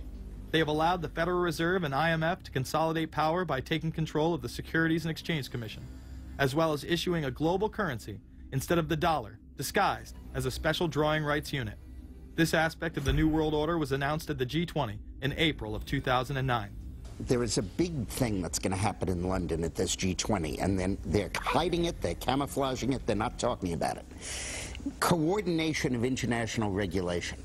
What they are going to do is to put our Fed and our SEC under the control, in effect, of the IMF. The New World Order, that's what they're planning in there, is to undermine the U.S. currency, and it's just really sad. What it really is putting the American economy under international regulation. Yeah. And those people who have been yelling, oh, the UN's going to take over global conspiracy government. Theorists. They've been crazy, but now they're right. There's 20 or whatever people in the G20, say there's 20 ministers, thousands of us, and we can't get our voices heard. When Geithner said he would be open to the idea of a global currency last week, yeah.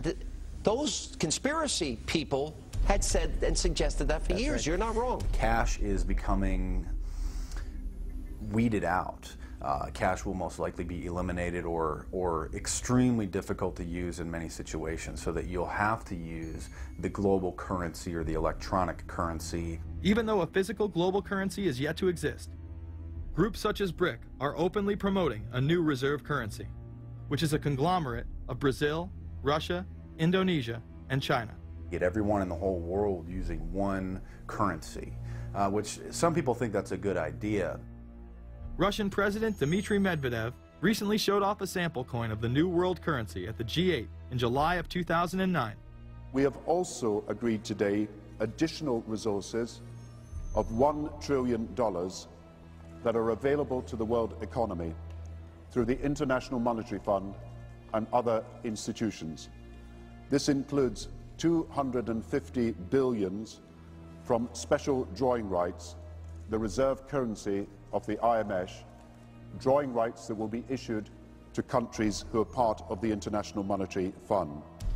I think a new world order is emerging, and with it the foundations of a new and progressive era of international cooperation. The head of the European Union is also calling for global government. 2009 is also the first year of global governance, with the establishment of the G20 in the middle of the financial crisis. Gordon Brown has called for a world constitution. We now need nothing short of a world constitution for the global financial system. Both Gordon Brown and Barack Obama had been groomed to be the next Anglo-American spokesman for this new world order after Bush and Blair stepped down. Here is Gordon Brown in front of the CBI prior to him being chosen to become Prime Minister. And it's only now that we can begin to understand that the world order that globalization brings and what it's going to look like. But what does the new world order mean for countries like ours who are looking to succeed? And the question for us is how we meet and master all these challenges to ensure that Britain enhances its competitiveness in the process and realizes what I believe is our destiny of success in this new world order. A new world is emerging. It is a new world order with significantly different and radically new challenges for the future. President Barack Obama has also espoused similar views on globalism. Here he is in Berlin, Germany, in July of 2008, in what media have dubbed his New World Order speech. Well, there have been extraordinary scenes in Berlin tonight as thousands of people gathered to hear Barack Obama deliver key foreign policy speech on his current European tour. The Democratic presidential hopeful laid out his vision for America's place in a new world order. In this new world, such dangerous currents have swept along faster than our efforts to contain them. And that is why we cannot afford to be divided. No one nation, no matter how large or powerful, can defeat such challenges alone. But the burdens of global citizenship continue to bind us together. In this new century, Americans and Europeans alike will be required to do more, not less. Partnership and cooperation among nations is not a choice. It is the only way, the one way, to protect our common security and advance our common humanity. That is why America cannot turn inward. That is why Europe cannot turn inward. America has no better partner than Europe. Now is the time to build new bridges across the globe as strong as the one that binds us across the Atlantic. Now is the time to join together through constant cooperation and strong institutions and shared sacrifice and a global commitment to progress to meet the challenges of the 21st century. Barack Obama also became the first sitting president to ever become the chair of the Security Council for the United Nations, which only further cites his allegiance to world government. In an era when our destiny is shared, power is no longer a zero-sum game. No one nation can or should try to dominate another nation. No world order that elevates one nation or group of people over another will succeed. No balance of power among nations will hold. The traditional divisions between nations of the South and the North make no sense in an interconnected world. I think his task will be to develop an overall strategy for America in this period when really a new world order can be created. It's a great opportunity. The globalists, who know that Obama is going to promote their plan, want to make him such a superhero that nobody will question what he's doing. He is very much a product of the system that he is now technically in charge of. Obama alone, or the Democrat Party alone, is not responsible for his massive rock star status. It's been done by the media. This establishes that Obama is an unapologetic globalist who holds no one nation above another, despite its policies. Perhaps we should move towards a society more like China if that's the case. After all, on the 60th anniversary of the communist Mao regime takeover, the Empire State Building, once a proud symbol of the United States, was lit in the colors of the Communist Party halfway across the world. In fact, following the United Nations Copenhagen Conference in December of 2009, the Washington Post ran the headline, "Copenhagen Climate Deal Shows New World Order May Be Led by U.S., China." The Copenhagen Conference was disguised as a summit that would save the planet from man-made global warming by cutting carbon emissions. When taking a look at the almost 200-page document that was being proposed, it becomes evident that this was yet another attempt to establish global government and set up a global tax. In Section 38, it states, "The scheme for the new institutional arrangement under the Convention will be based on three basic pillars: government, facilitative mechanism, and financial mechanism."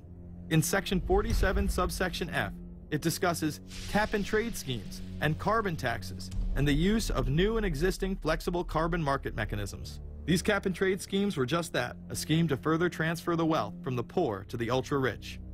One of the ways it will drive the change is through global governance and global agreements. The fact that our president even attended should be considered treason. Just weeks before the conference, ClimateGate hit the media. Secret emails confirm that many of the United Nations lead scientists had engaged in fraud in order to promote the idea that man-made global warming was occurring and that carbon dioxide was a toxic gas. In reality, they admitted the Earth had been cooling for the last decade and that they had destroyed the source data in order to ensure the scientific community would be unable to review their findings. Bill Jones was forced to resign from his position at East Anglia University, and Penn State has launched an investigation into Michael Mann. Because of the scandal, many countries refused to sign the agreement, and instead only 25 heads of state, including rock star President and Savior Barack Obama, signed a much shorter and broader accord. The document states that a high-level panel will be created, and that parties will be subject to domestic auditing, supervision, and assessment.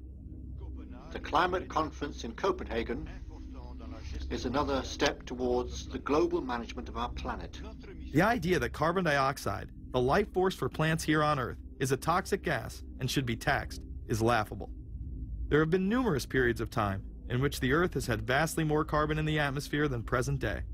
In areas where there have been volcanic eruptions which emit large amounts of CO2, plants have benefited, and there is no negative impact on the surrounding environment, as well as indigenous people, from the excess carbon dioxide. The globalists promote this theory to keep mankind in fear, not only for the establishment of a global government and a global carbon tax, but the literal control of the entire planet. An even darker side to the scam of man-made global warming exists. In reality, it's about population control. Ted Turner reveals himself here in this interview with Charlie Rose. We've got to stabilize the population. When I was born, there were what's wrong with the population? I mean, with too many people. That's why we have global warming. We have global warming because too many people are using too much stuff. We've got to stabilize population on a voluntary basis. Everybody in the world's got to pledge to themselves that 1 or 2 children is it. Not doing it will be catastrophic. We'll have 8 degrees, we'll be 8 degrees hotter in 30 or 40 years, and basically none of the crops will grow. Most of the people will have died, and the rest of us will be cannibals. Civilization will have broken down. What the few people who are left will be living in a failed state like Somalia or Sudan, and living conditions will be intolerable. The droughts will be so bad there'll be no more corn growing. Not doing it is suicide. Unbelievably, when Turner met with other globalists, David Rockefeller, Warren Buffett, Bill Gates, Michael Bloomberg, and even Oprah Winfrey to discuss population control, they were portrayed as superheroes. Behind closed doors on this New York campus, a secret gathering of some of the world's most powerful people. Gates, Buffett, Bloomberg, Winfrey. It was like, well, it was like the Super Friends. In the great hall of the Justice League, there are assembled the world's 4 greatest heroes. Together with others at the meeting, including George Soros, Ted Turner, David Rockefeller, they're worth more than $125 billion. The new Superman and Wonder Woman, the super rich friends, not fighting bad guys, but fighting for good nonetheless. Would a superhero call for a one-child policy? Would a superhero call for population control? In a recent interview, he claims that 2 billion people would be ideal. That means 4 billion plus must die to accommodate a man who owns more acreage than anyone else on the planet. Let's not forget that Ted Turner is the president of the United Nations Foundation. There are countless examples of how we are being indoctrinated to accept these kind of conditions and believe that man and his activities are the problem. From the promotion of climate cops, we're the carbon cops and we're on the lookout for energy wasters, to phony liberals and conservatives getting together to promote climate change. Hell, let's face it, we're polar opposites. We couldn't be further apart. I'm on the left, and I'm usually right. And we strongly disagree. Except on one issue. Tell them what it is, Reverend Pat. That would be our planet. Taking care of it is extremely important. We all need to work together, liberals and conservatives. So get involved. It's the right thing to do. Now there you go again. The New World Order will stop at nothing to achieve planetary dominance, whether it be assassination, wars based on lies, and even a phony environmental movement. So it should come as no surprise that they have been tracking, tracing, and databasing our lives for years. Many people are aware that the Bush administration engaged in warrantless wiretaps on American citizens. What they don't understand is that it's come out in court that all the major telecommunications companies have been secretly storing every piece of data received from our phones and our computers and handing them over to the National Security Agency. You heard about the government secretly listening in on phone conversations without a warrant, but there is evidence that your email is also being tapped. The government has been intercepting most emails as part of its terrorist surveillance program. That program has been criticized as illegal because it's missing an important ingredient: search warrants. Several years ago, Klein says he came to suspect that AT&T had installed secret computer gear designed to spy on internet traffic at the request of the National Security Agency. This is just a small part of the picture, as AT&T was not the only company involved and emails were not the only issue. The NSA was installing Norris Insight systems, which are capable of monitoring billions of bits of internet traffic per second. It was also able to monitor any calls traffic through its system, all websites visited, all instant messaging, and separate types of transaction records. The secret room at AT&T contains gear which enables the government to look at every individual message on the internet and analyze exactly what people are doing. Here's another document. It mentions a company called Narus. Narus makes computer software that can swallow and analyze 10 gigabytes of information every second. That means it could go through all the information in all the books in the Library of Congress in a little over 15 minutes. The documents Klein and others were able to produce were then censored by the NSA. Bankston isn't allowed to talk about the documents in detail. The government has since had them sealed.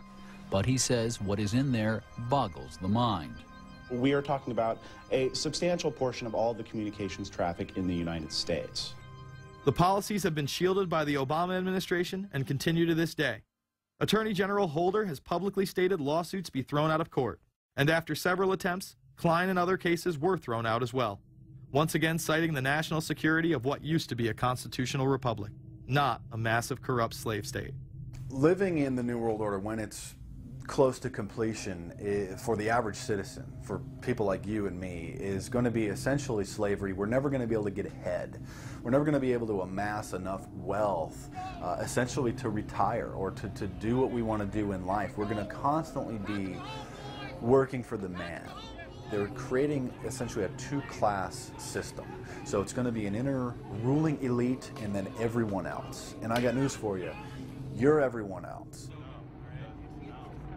The New World Order that is currently being built revolves around creating a global technopoly ruled by the elite, in which they dominate and control a severely reduced populace, which they treat as their pets. In the New World Order, the people are the enemy. Internal documents released in March of 2009 reveal that the Department of Homeland Security is targeting citizens who discussed the New World Order, people with a Christian identity or sovereign citizens who argue that the government has gotten away from the intent of the Constitution and are strong states' rights advocates. People who are anti-immigration, stating, extremists will argue that immigrants are taking the jobs of U.S. citizens during times of high unemployment and without paying taxes. People who oppose the Federal Reserve banking system. People who display constitutional party or libertarian material. People who support Ron Paul. And those who have bumper stickers containing anti-government rhetoric. This document is one of literally thousands that make everyone a possible terrorist. This establishes a pattern of demonizing ordinary citizens while giving draconian powers to the state. You are considered guilty until proven innocent. As technology is developed, separate parts of their command and control system are beta tested around the world. Here at home, Boy Scouts are being trained to take on returning veterans and disarm domestic extremists, while national programs such as City Year are training young people to serve the government. I am change. I am fierce. In the United Kingdom, it has been established there are over 4 million CCTV cameras. That is around 1 camera for every 14 citizens. Their purpose is not to solve crime, as it takes 1,000 CCTV cameras to solve just one crime. It is to create a tattletale society in which everyone is under constant surveillance by the state and those around them. The company Internet Eyes is now paying people to log on to the internet and watch CCTV cameras in real time as they turn in criminals for cash. Families deemed by the state to be unfit in England have now been put under 24-hour CCTV supervision in their homes. This program has plans for 20,000 families in England, which is to double in the next 2 years. Your every move in both your home and the outside world is under constant surveillance by a criminal elite who operate above the law. As we are constantly under the microscope, their activities remain in the shadows. Obama extended diplomatic immunity to Interpol with Executive Order 12,425, further empowering criminal behavior within our own government. In the Middle East, endless wars will continue. Under the Obama administration, we have sent tens of thousands of more troops into Afghanistan, all while the same network exposed in the Iran-Contra affair discussed earlier controls the opium trade. It was revealed in October of 2009 that the CIA had been funding puppet Afghani leader Hamid Karzai's warlord brother for the last 8 years. He is the lead opium dealer in the region. It seems the same cartel that was dealing drugs in the 80s and 90s never stopped. After all, how else could the government fund black operation programs across the board? The Karzai regime has whole sections of it which are drug supported, and we can't touch it. We turned Afghanistan into the major supplier of heroin for the world. It happened under CIA supervision. This continues while many of the Taliban are literally on U.S. payrolls. Is there a possibility that we have Taliban employees?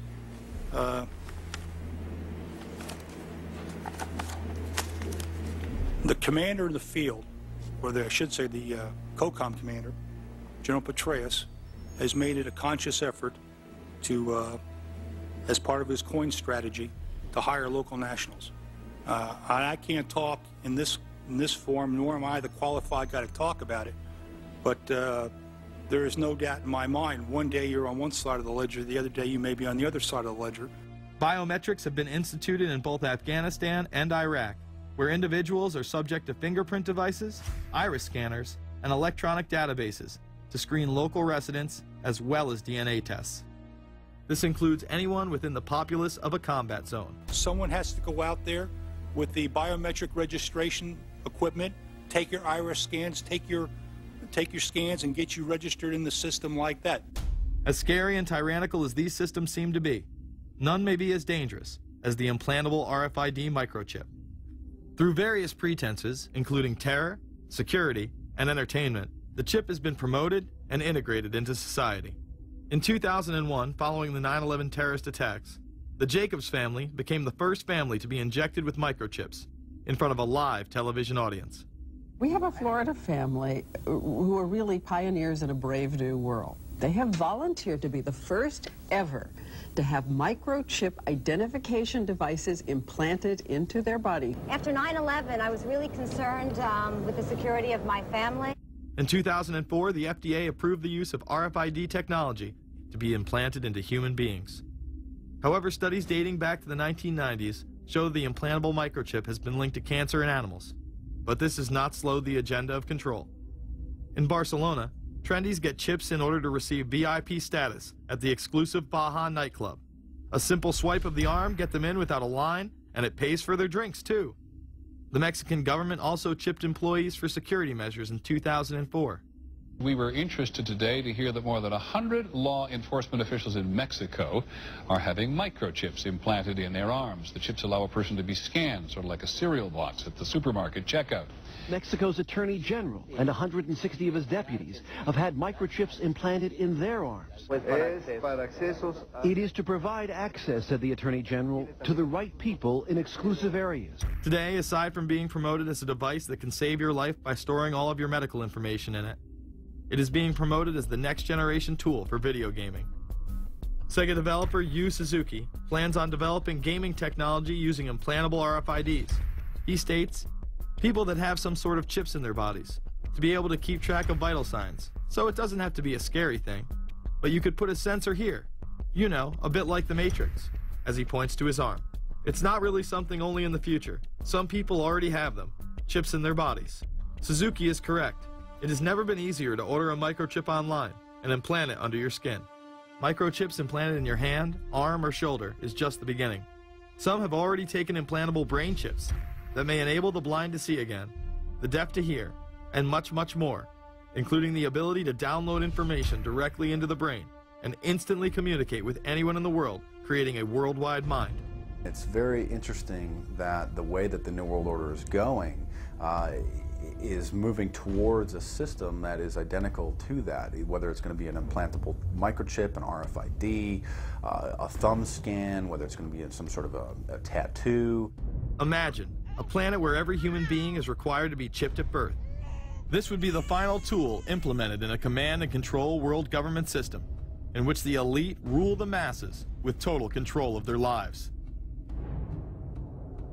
This is, of course, a terrible predicament for those of us who are convinced that this system is slowly but surely destroying this country and has to be changed. But we can't count on the elected presidents to do it, and we can't count on the elected Congress to do it. We somehow have to mobilize the technological resources of the internet to create some kind of new political force in this country. So is there anything else about the ruling class we should know?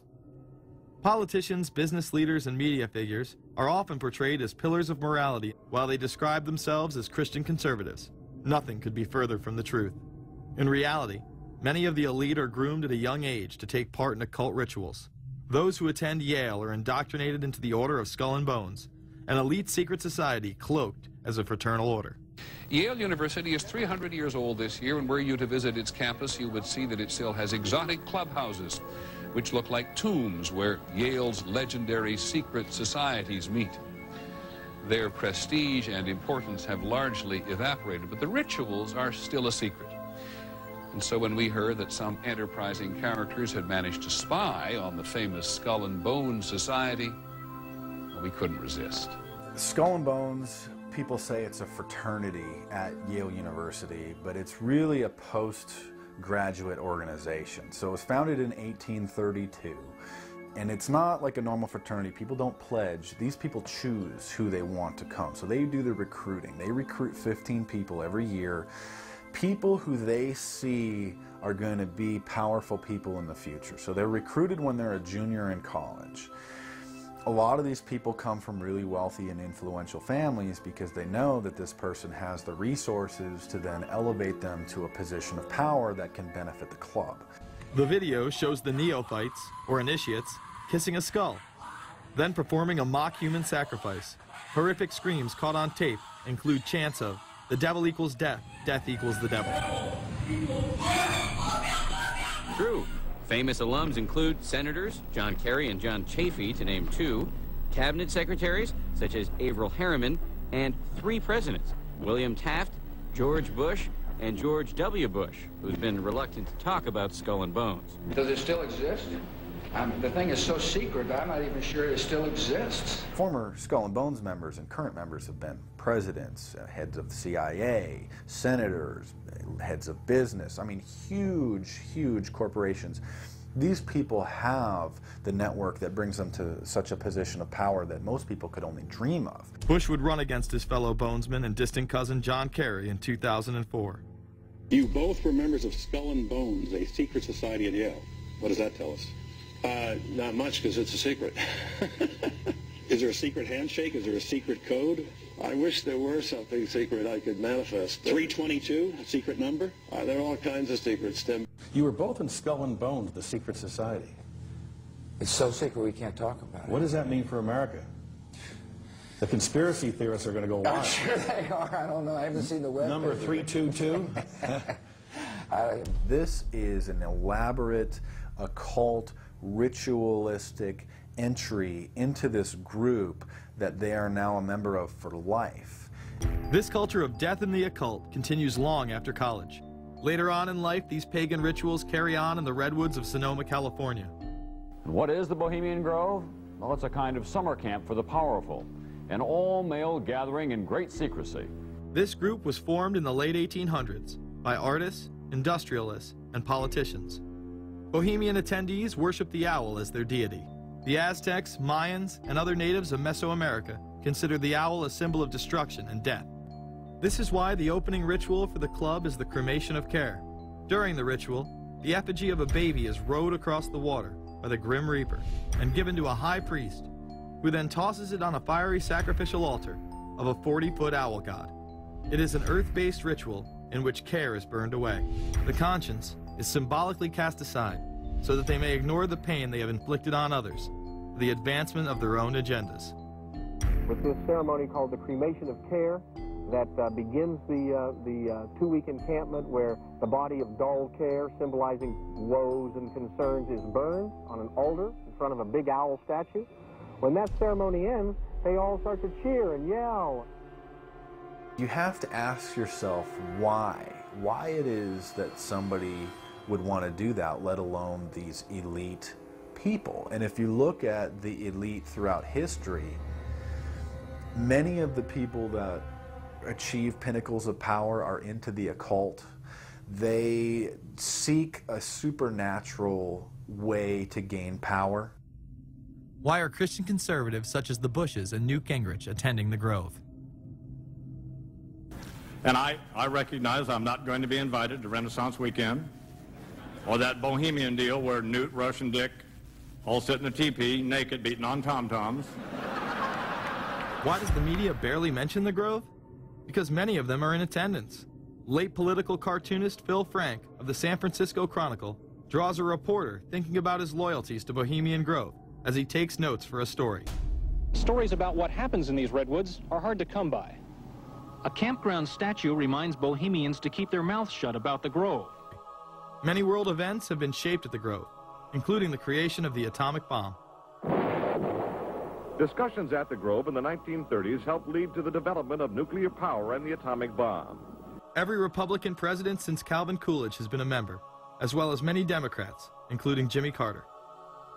If you look at the membership lists of the Bohemian Grove and the Council on Foreign Relations, the Bilderberg Group, a lot of the key level people are overlapping and are involved in numerous groups. In addition to pagan rituals that take place there, this all-male club also deals with darker themes through the plays Montezuma, which feature Aztec human sacrifice, and Faust, which feature Mephisto. Some of these plays are disturbingly flamboyant. Many of the elitists have a penchant for cross-dressing and singing show tunes. Perhaps that is why much of the all-male staff also happen to be homosexuals. Well, each year, many of them seem to have a stunt or try to come up with a stunt. Last year, in 1980, the popular button was Free the Fortune 500. Bohemian Grove that I attend one time at a time. It is the most faggot goddamn thing you will ever imagine. In 2004, the New York Post reported that gay porn star Chad Savage would be servicing moguls at the Bohemian Grove. In recent years, several politicians have been outed in scandals, including Senator Larry Craig, who tried to solicit sex from an undercover officer in 2007. Even more shocking, it was revealed in 2004 that right-wing blogger James Guckert, who had unprecedented access to the White House during the Iraq War, was actually Jeff Gannon, a madam and male prostitute for MilitaryStuds.com. During his 2 years writing for GOP USA and Talon News, Gannon officially made over 200 appearances at the White House. Oddly enough, over 24 of these visits would take place when there were no scheduled briefings. He failed to check in or out with the Secret Service on many other occasions, coming and going as he pleased. These type of activities are not new to the White House. In 1989, headlines involving callboys in the White House rocked the cover of the Washington Times. The Washington Times reported today that unidentified White House aides in the Carter, Reagan, and Bush administrations now are being investigated for using the services of a callboy ring. The paper reports that 2 of the male prostitutes were given a late-night tour of the White House last year. Hundreds of credit card receipts obtained by the Washington Times confirm that its clients were key officials of the Reagan and Bush administrations, military officers, congressional aides, and U.S. and foreign businessmen with close social ties to Washington's political elite. This ring extended beyond the White House and into Congressman Barney Frank's bedroom. Barney Frank, one of 2 openly homosexual members of Congress, acknowledged having used a male prostitute, whom he then hired as a personal employee. The man had keys to Frank's basement apartment on Capitol Hill. Frank paid him approximately $20,000 out of his own pocket to be his housekeeper and driver. But as first reported in today's Washington Times, the man was on probation for sex crimes and a drug conviction, and he ran a prostitution business out of Frank's home. Although Frank tried to claim ignorance, Stephen Goby, the prostitute in question, claimed that Frank was completely aware of what was going on and was even receiving free and discounted sexual services. The fix seemed to be in. Frank was threatening members of Congress to remain silent prior to being exposed in this sex ring. Massachusetts Democrat Barney Frank, a homosexual, threatened to expose fellow congressmen he knew to be gay unless they stopped spreading rumors. Questions stopped and Frank walked away with a slap on the wrist. Some members of the Ethics Committee were disgusted. Do we tolerate, do we condone a member of this body who knowingly permits a house of prostitution to be operated out of his residence? You have just heard one of the most edited, selective garbage that has ever been put forth, in my opinion, in this House.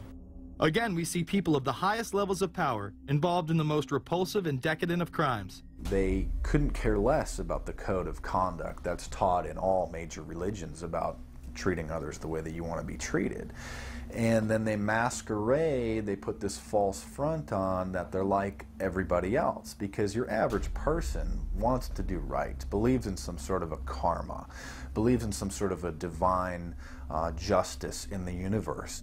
And so these people need to put on this front that they're like the average Joe in middle America, that they go to church every once in a while, and that they believe in an afterlife and a divine justice. And so they have to put on this front that they're like everybody else in order to get elected and to be accepted and to not have people look at them suspiciously, because if somebody goes around and openly admits that they were an atheist or that they were some obscure religion, people aren't going to throw their support behind them as much, and they're not going to trust them as easily.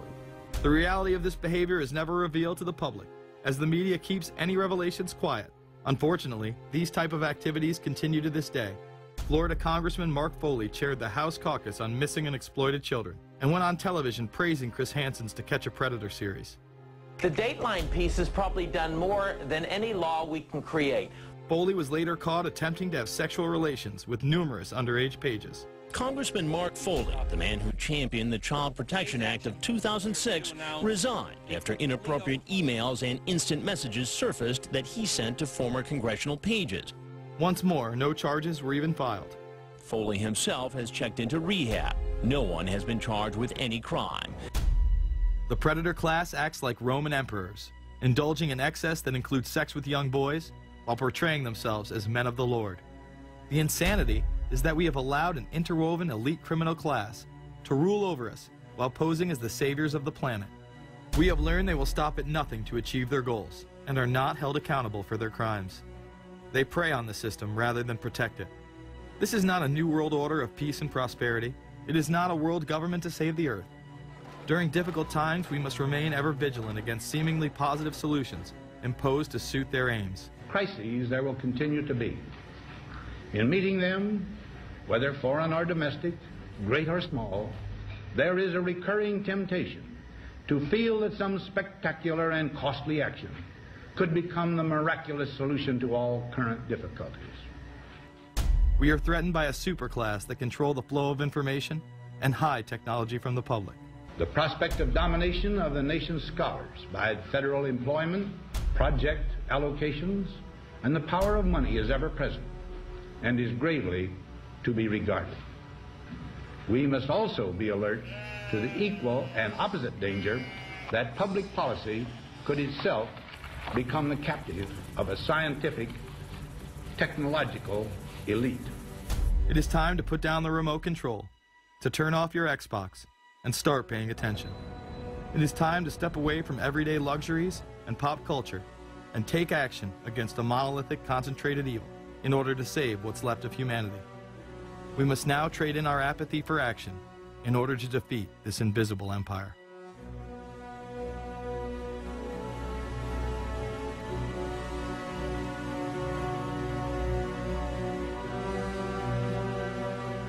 How set up are we to deal with this new world order?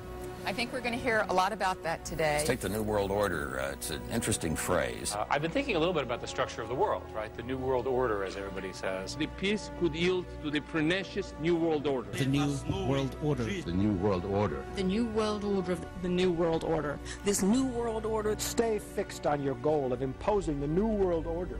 You kept talking about a New World Order. A New World Order. That's what we need now. A new world order with swing. One war and one victory doth not a new world order make. Conservatives used to believe in the United States of America rather than the United States of the New World Order. The ambition to create a new world order. Whose world order is this? And of course, what he called it was the New World Order. Respect for a new world order. We can see a new world coming into view, et cetera, et cetera. That's the core of the New World Order that we want to try to build. It's the sole superpower, New World Order. New World Order. A New World Order. To a new world order of peace. Let's say a New World Order, for want of a better term. Entities of the new world order. The whole concept of New World Order is something else. It really says that the state is God. The state will play a bigger role in the economy. New order. What Wilson wanted was a new world order, not just a new world order. In order to compete in the New World Order. Compete in this New World Order. This is the third leg of the New World Order. We had the World Bank, we had the IMF, and now we had the World Trade Organization. A rigid New World Order. This hoped-for New World Order. Constructing a new world order. In the New World Order of the 21st century. The new world order we're going to put in place in this New World Order. In this new world order. The patriots in this country are not going to see their rights diminished in order to create a new world order. That President Bush has described as a new world order, which I share that, we all share that same desire. A new world order is surely in the making here. Are we ready for the new world order? It's a timely and often controversial question. You don't hear a politician speak the way you do in America. It's about the future of Europe and a new world order. Mr. President, thank you so much, and I hope to have you again, and I hope to see you again.